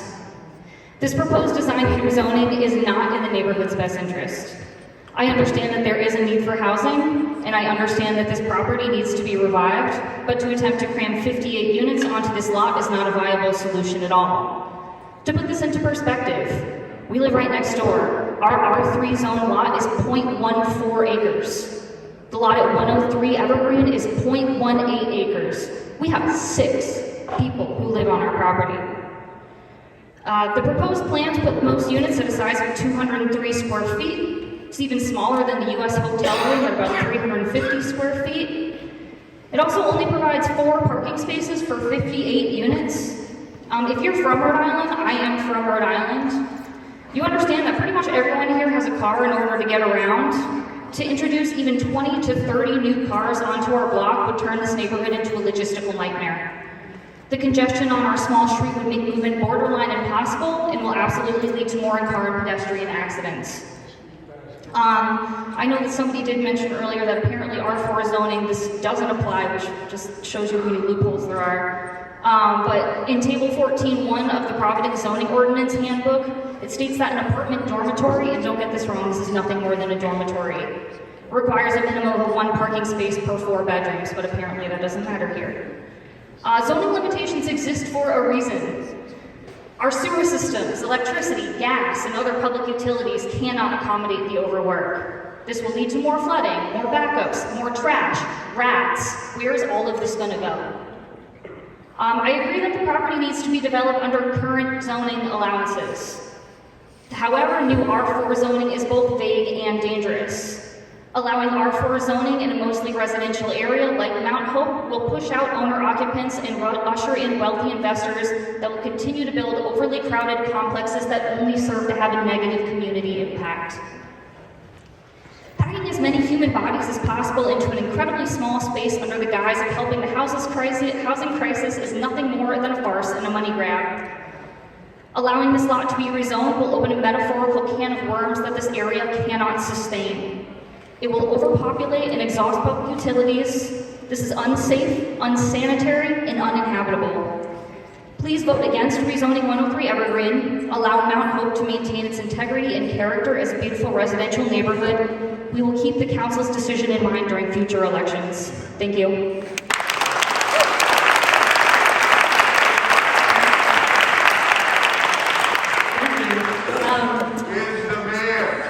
I don't know what you just said. Where's the mayor or the governor? The governor isn't involved in this decision. This is a city level decision. And I will say that there are folks from the mayor's administration in the room listening as well. So thank you for being here, Tim, and I see Anthony in the back as well. The batteries on our speaker are about to die, is what I'm learning. But I did see more hands up and want to make sure that I didn't leave anyone behind. Bobby, I see your hand. I want to make sure everyone gets to go once before it goes twice.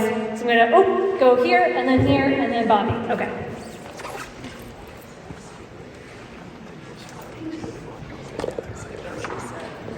Hi, I'm Ruth Brindell. I live on Hope Street. I've lived in my house now, he's 49, he'll be 49. I've lived in my house for 45 years, I'm originally from New York, as you can tell by my accent. I know apartment buildings As a New Yorker, I grew up in an apartment building. I lived in the city, I lived in Manhattan, I lived in the Bronx. I know what density is like. It is not pretty in New York City, and we certainly don't want that in Providence. We know what happens when the state or the city gets involved in building houses, and it turns into instant slum. As in, take a look at Chad Brown. Density in moderation is absolutely vital. On my street, we have single-family, double-family, and triple-family houses all around. This works. And the property I looked at, it also needs help. I remember when we were talking about, they redid the old monastery on 8th and 9th Streets, and the discussion was that there was no parking and that the streets were too narrow. And the blithe comment was, have them ride the buses. Why not just say, let them eat cake? I mean, it was ridiculous, especially since RIPTA is trying to stop the buses. So you can't take a neighborhood and smush people into it. It just doesn't work.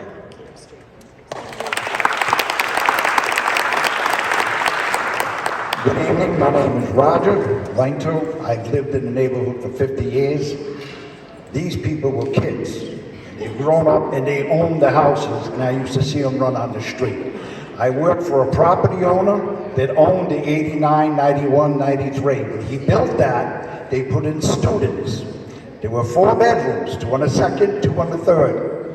24 people, 6 units. Of course, they got their roommate. Then there was one over there, and one over there. Ended up with 48 kids, another kid down in the basement, the house across the street. They throw beer bottles back and forth, then pick up the I was paid to pick up the trash, and shovel the snow, and take care of all of that.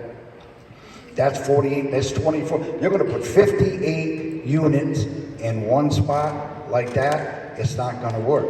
It's not gonna work. I think I have one other first timer. I'm gonna go the first timer and then back to Bobby. And I think everybody has had a chance to raise their hands up. Hey, how's it going, y'all? I am deeply unlike everybody here. I've lived here for 9 months. I'm a renter. I have no history in Providence whatsoever. I'm not a family.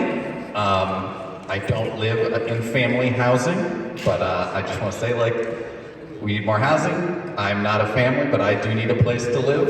A lot of people are worried about parking. I do not own a car. This is probably the best place in the city to operate without a car. You have easy access to a variety of good bus lines. It's not great, but it's as good as it gets. So I'm not saying the project's a great plan, but you know, not a lot of better places to put it.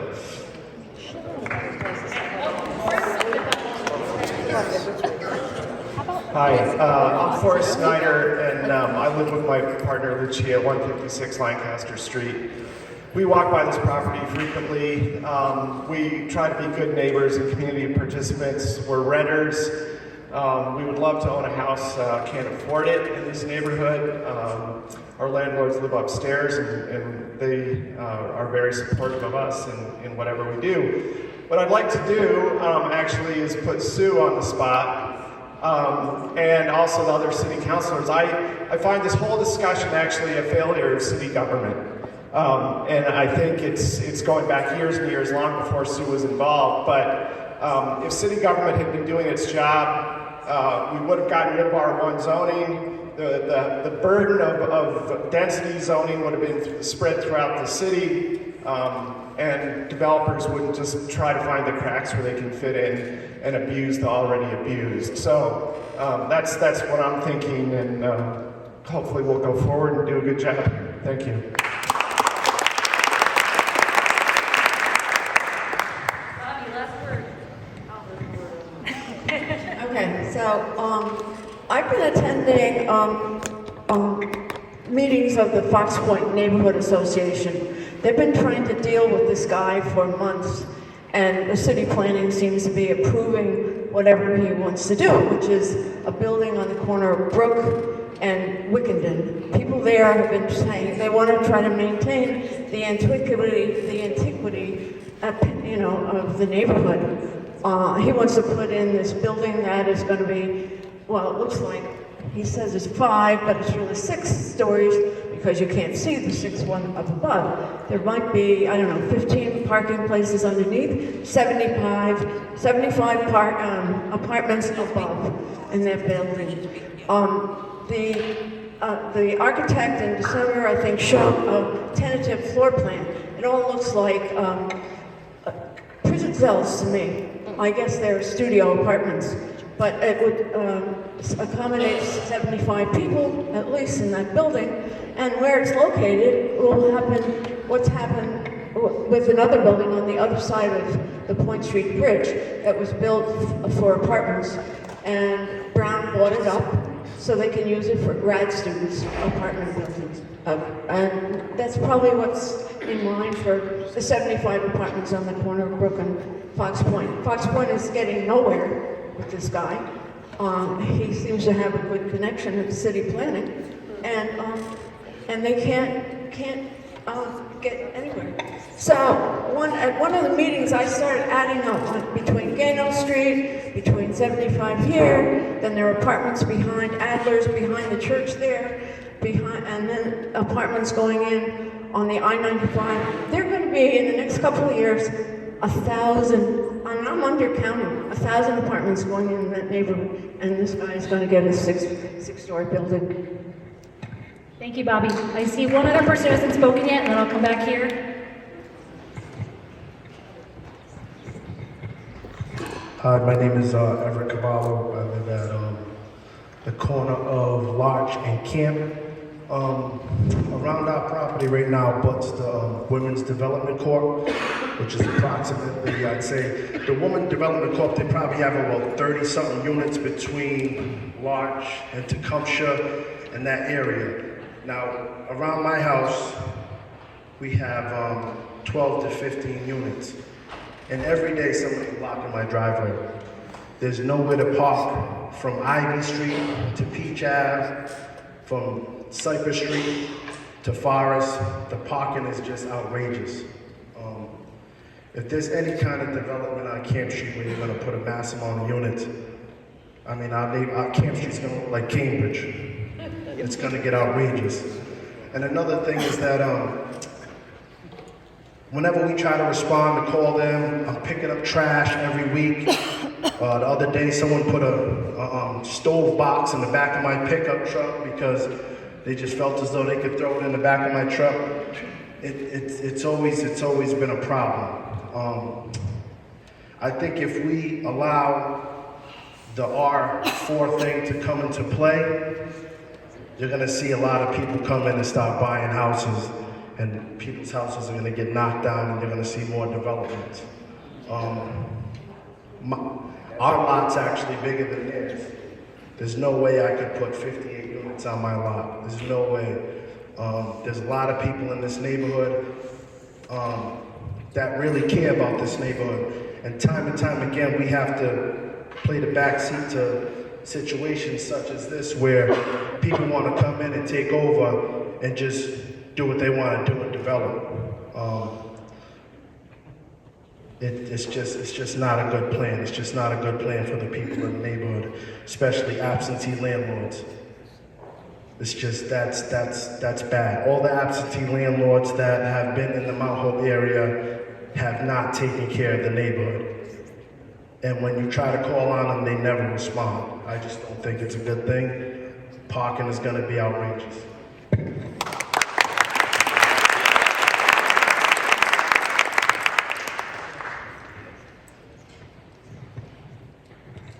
This is a question for you. If it's already been decided, I apologize. What actually has been decided already? So there has been a recommendation, oh, wait, they left, but the question about has something been decided? Nothing has been decided yet. We are early in the process. there was a recommendation from the City Plan Commission, I'm looking at Tim in case I misspeak, but a recommendation from the City Plan Commission that said if it's not short-term housing, they're recommending to the Ordinance Committee that it's okay to be R4. The Ordinance Committee has not met yet, the Ordinance Committee has not taken this up, and that is where the decision would happen both at the Ordinance Committee, and then they would make a recommendation to the council, and the council would need to vote. And so that decision is not, there's been no decision, we were early in the process, and this is part of the decision making. And I know that folks said they didn't hear about the City Plan Commission meeting. Most people have no idea there's a City Plan Commission. So that's what the purpose of this meeting tonight is, so that folks can have their voice heard in this process, even before there's something at City Hall, having a meeting here in the community before there's any sort of decision made. And I'm seeing a hand up from Marissa. Did you have another question before I go to Marissa?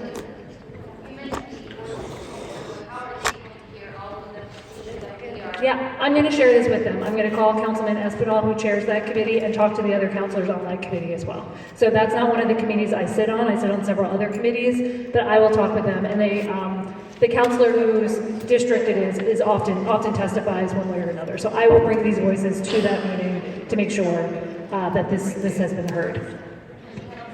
Can the public address that committee or attend that committee? Yes. So, great question. Can the public address the ordinance committee?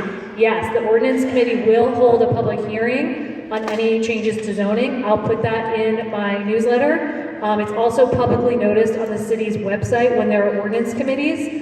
The next ordinance committee meeting is coming up soon in March. This is not on that agenda. So don't worry if you see a meeting for March 13th or something.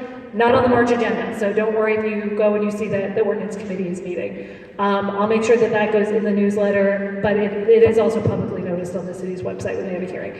And when there are public hearings, there's an opportunity to go to City Hall and testify in person and also submit written comment to that committee itself.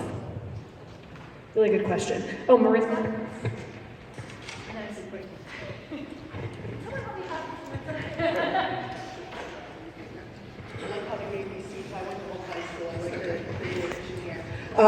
My question, Sue, is I'm hearing over and over that this developer has all these violations. How are they able to still pull permits to build if they have all these violations at their other buildings? Shouldn't they have to bring those buildings up to code before they build more? Yes.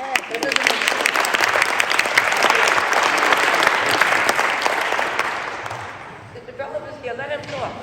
Yeah, and do you guys want to answer that question? We need to talk. And then I will come back to you.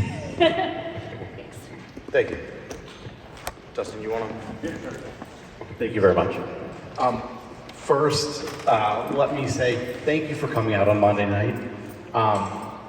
I've been to meetings like this before. Very, very impressed with the community here.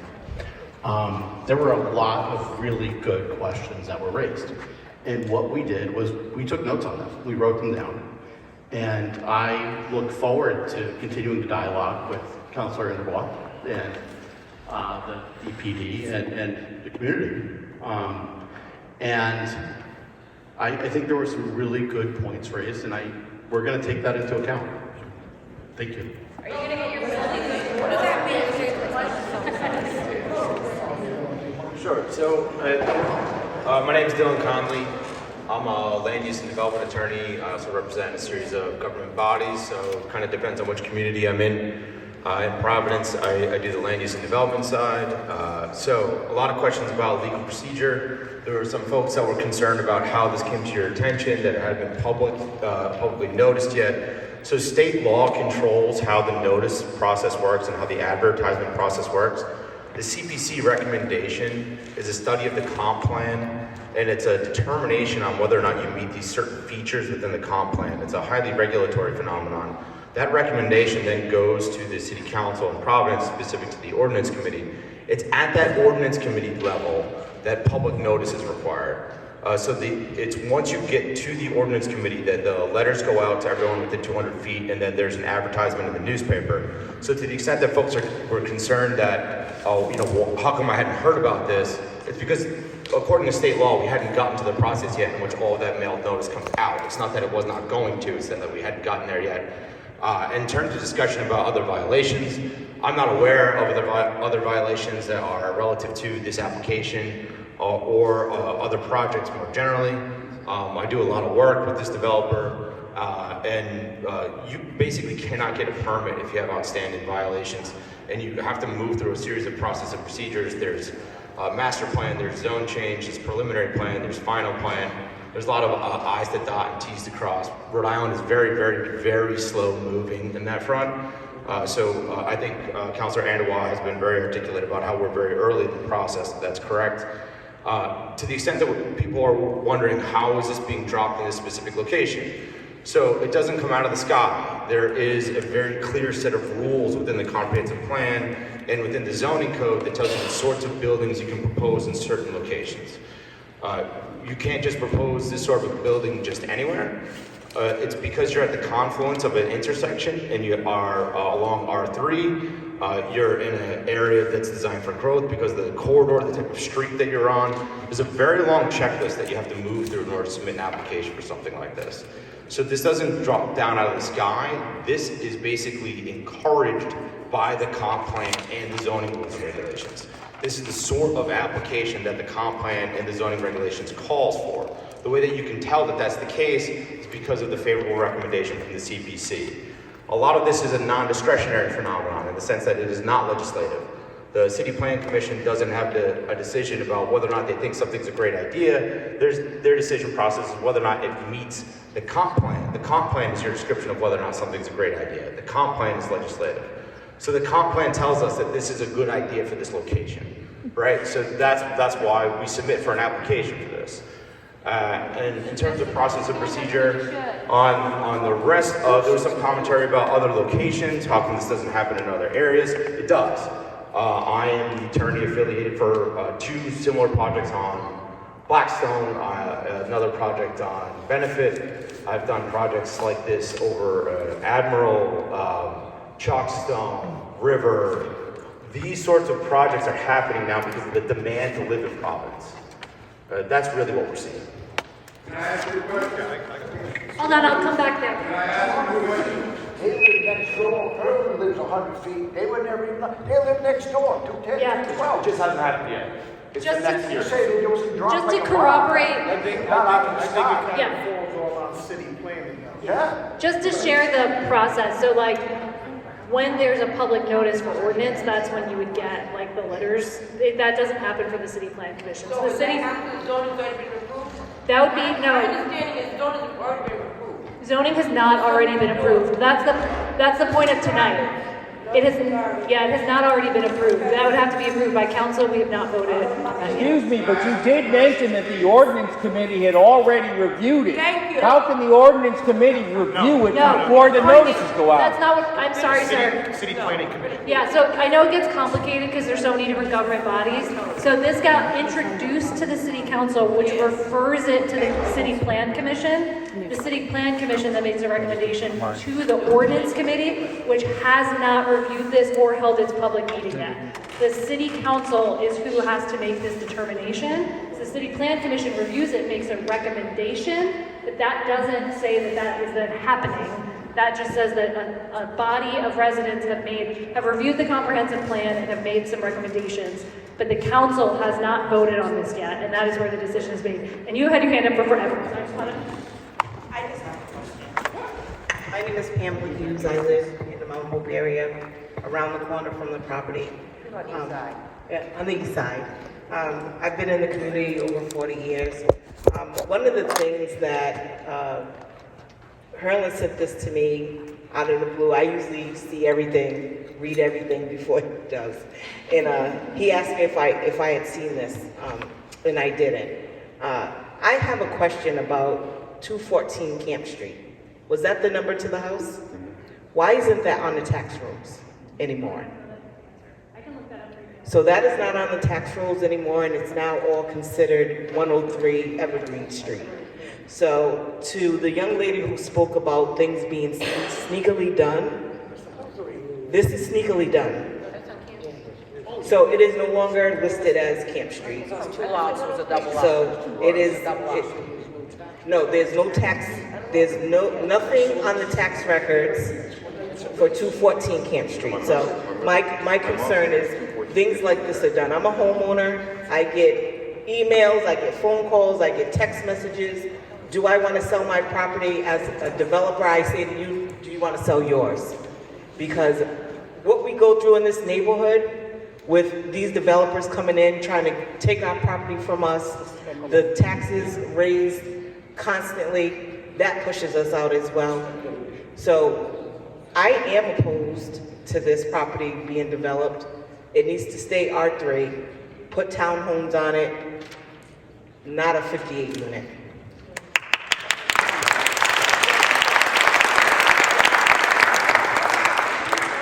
One question. 214. I'll be right there. We're just clarifying this. So it's 214 Camp. Samantha and I are going to look that up to find out what happened. Oh, okay, great. So I'm going to take that from you, Pamela. And I'm going to follow up on what happened there. And thank you. I lived in 212.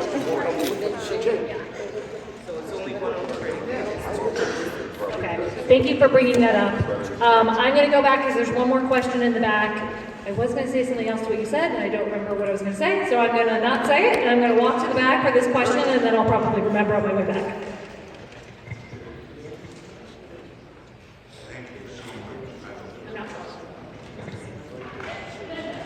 What was that gentleman's name again? He just sat down, the developer. Dylan. Hi, Dylan. How are you? Well. All right, so you're act as an attorney as well? Yes. So attorneys get paid to answer questions, true or not true? I'm just going to give you an ABC question. So you're trained to answer any question. I pay you. I just killed the lady over there, and I need you to get me out. Are you going to get me out? I'm entitled to a defense. How come you didn't bring the developer so we could ask him questions? Could he stand up again? He gave an attorney. What's wrong with you? Are you in the best interest of this group's concerns? I'm very interested in hearing your concerns and responding. This is very important to us. Are you concerned? I am. Good. That's good. Okay, are there any final questions? Oh, there are. Okay, we'll go back up. We're going this way. Thank you so much. There are a few more questions. You had your hand up. I'm Alec McLeod. I've lived in the neighborhood for 24 years. I just want to ask Emily's question again. Why was the 5 townhouse plan rejected? I do know the answer. Yeah, if you want to answer it, then Tim from planning and I are going to look into that as well, so I can follow up with folks on the official planning. But Dustin, if you want to jump in, I'm walking towards you.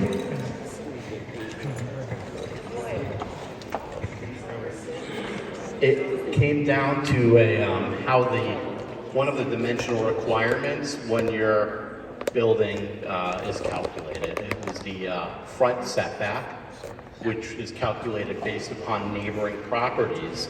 And it was determined that the townhouses that we were proposing, because they had garages underneath, not underneath but on the ground level, were too close to the street and they needed to be set further back. And so we did not have the dimensional relief to build the townhouses. Okay, that seems fixable.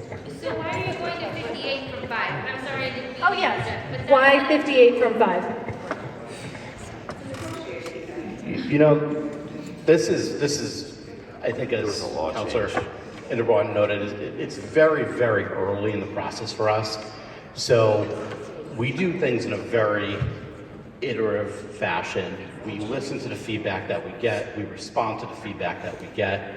So, I mean, even before tonight, we did hear a lot of feedback from you that 58 was too much. So already, that's no longer on the table. Okay? So we've already committed to lowering the unit count to 45, which I know is more, I know that's more than we want to see, but you know, everything is done in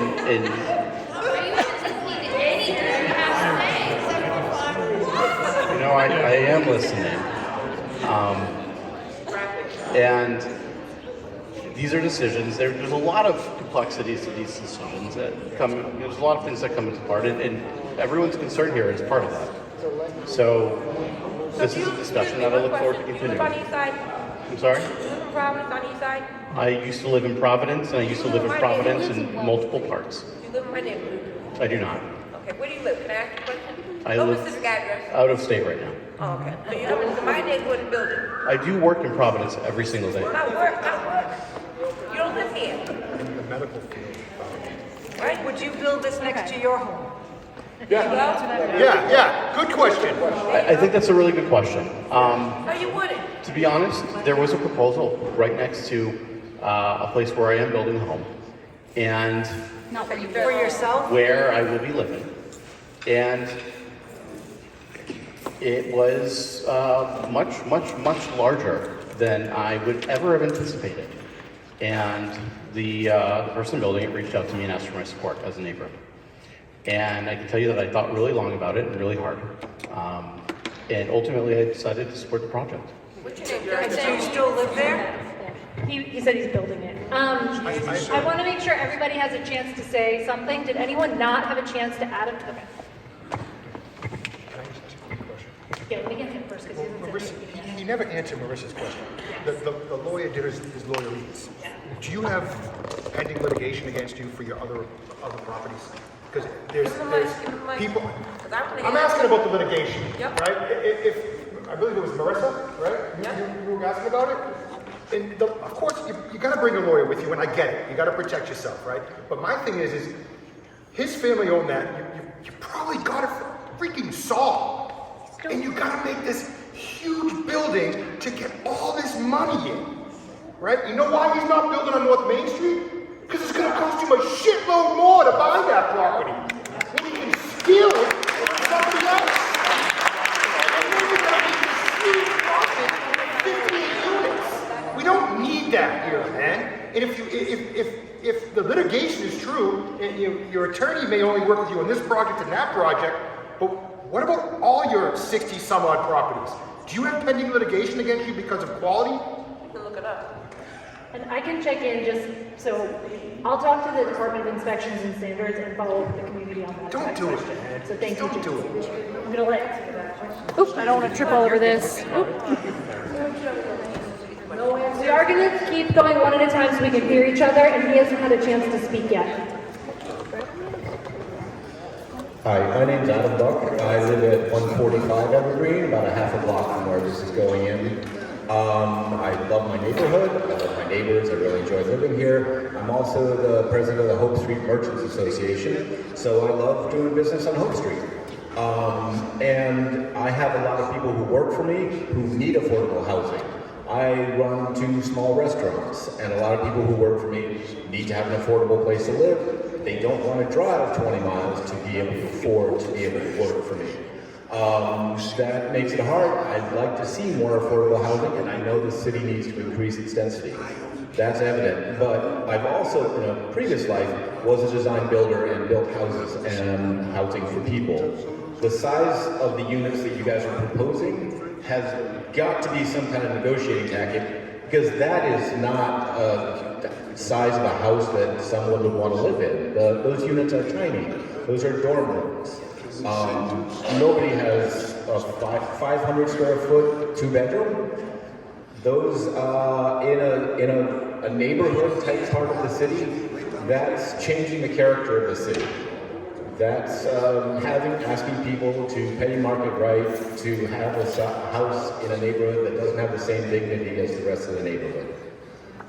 So I'd really like you guys to come out honest in negotiating with the city and the neighborhood about what you're going to offer. 45 units, that seems disingenuous to what we're trying to do with increasing the city in a good way.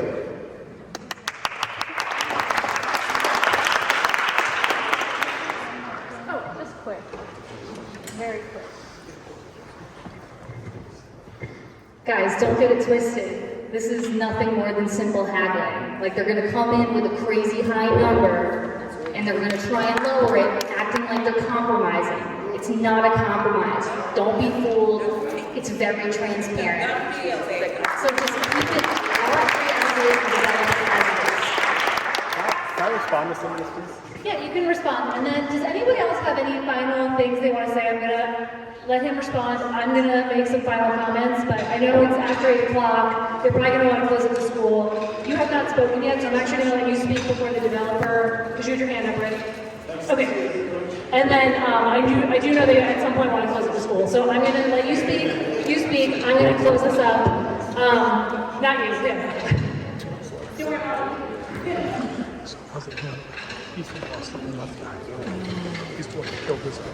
I'm Pete, I live on Front Street, it's my wife Carmen. The questions I have are just to sort of like with the city planning department, on what basis did they allow or say for, based on anything here, like somebody asked the question at the beginning of this, who's in favor of this, plans went up. So I think everybody is so down with city and more housing, but the plan is terrible, and I think it's negotiating point too. As far as when his lawyer said about infractions and stuff like that, I've seen on WJR, Gordo, and Providence weeks about this. So if they're not true, the guy's got a pretty good libel. So, and I also heard, I believe it was on TV saying he can have less rents because the square footage was lower. And I would ask him, are they going to be at least micro units? Or are they going to, is there any sense as far as what it would cost to live there? Those are basically my questions. Okay, so we're gonna have, Kevin is gonna say some things, and then I'm gonna wrap us up and share some next steps, and just great appreciation for you all. I'm gonna let him speak, and then I'm gonna close this out and let them close the school, because I think some of the workers wanna go home. I imagine you do too. But I really, really appreciate that you're here. So what's the trick to speaking without it being on? The battery's dying, so you just gotta play a little bit. Okay, cool. Hi, I'll keep this short and sweet. I'm Kevin Diamond. I'm one of the developers and the architect of the project. I just wanted to quickly sort of just take a step back and say a few things. The first is I would love to change the narrative here and to slow down. Hello. I would love to slow down, take a step back, and shift the dialogue here to be a little bit more collaborative. I think that when we get into these situations, first of all, just to step back even more, I think it's so cool that everybody came out here tonight. I know obviously we're the subject of a lot of some of the comments coming to us, and they're not all positive, but the fact that you all band together and said this is our community, we take pride in this, and we want to do what's right.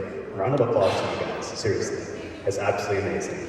But I do want to say that I would love to shift the dialogue, and I want to propose something a little bit different. I think that this is very early in the design discussion. I can assure you that nothing that we're doing is a negotiating tactic. I know that it's easy to say those things. I know that it's easy to think those things.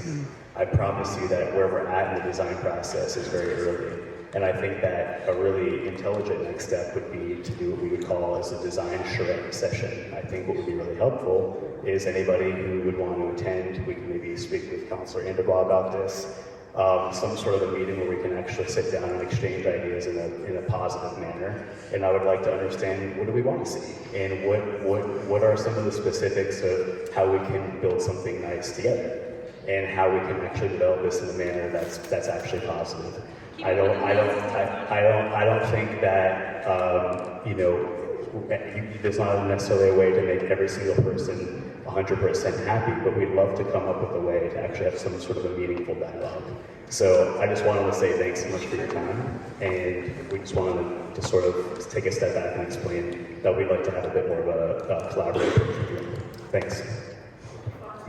Excellent. I know that I said I'd be the last word, but I see 2 hands up who didn't get to speak. So there are just I see 3 hands up who didn't get to speak. So those folks will speak, and then we'll close it out. But I'm on my way to you, sir. I'm running.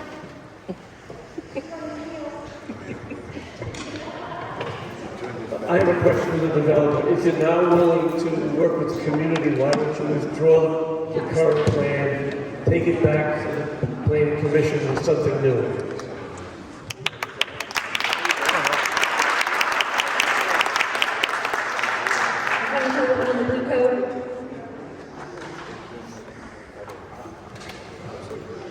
Hi, I'm Allison Buxer. I live on Ivy Street.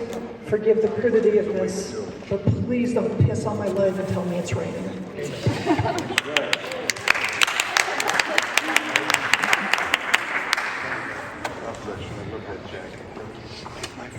Hi, how's everyone doing? Good?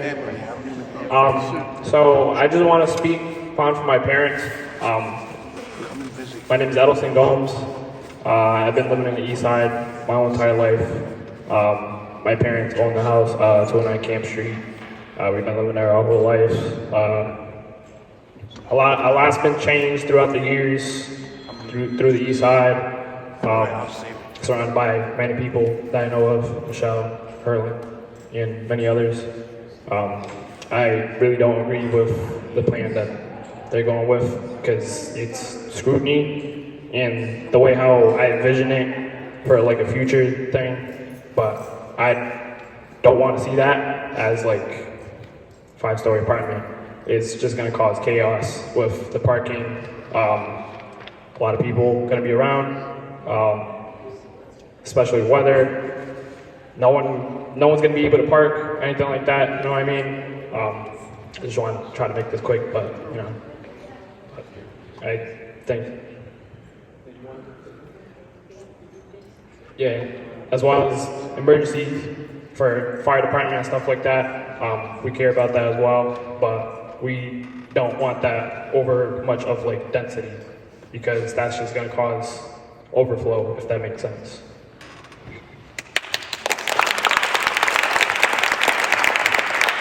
We have one final scan to see if anyone who hasn't spoken has any final comments.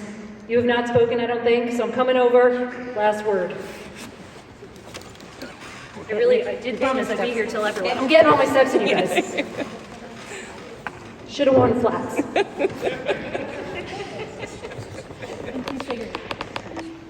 It's on, yeah. Just put it close to your face. Jennifer, does that work? Yeah. Okay.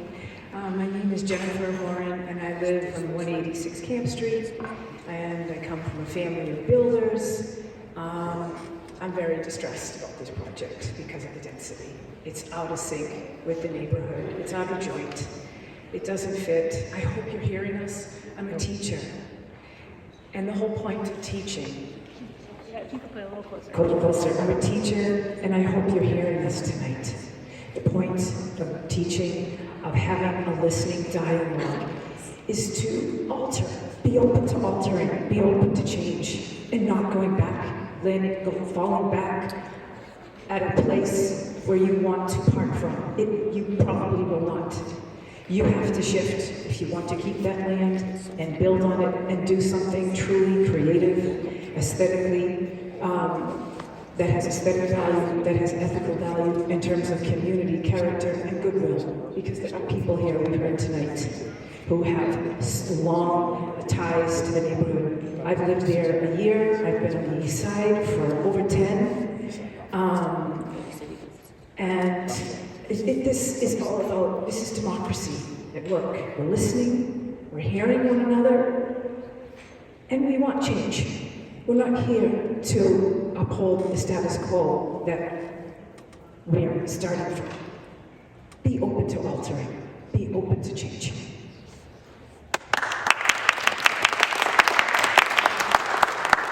Okay, I'm going to do one final look around.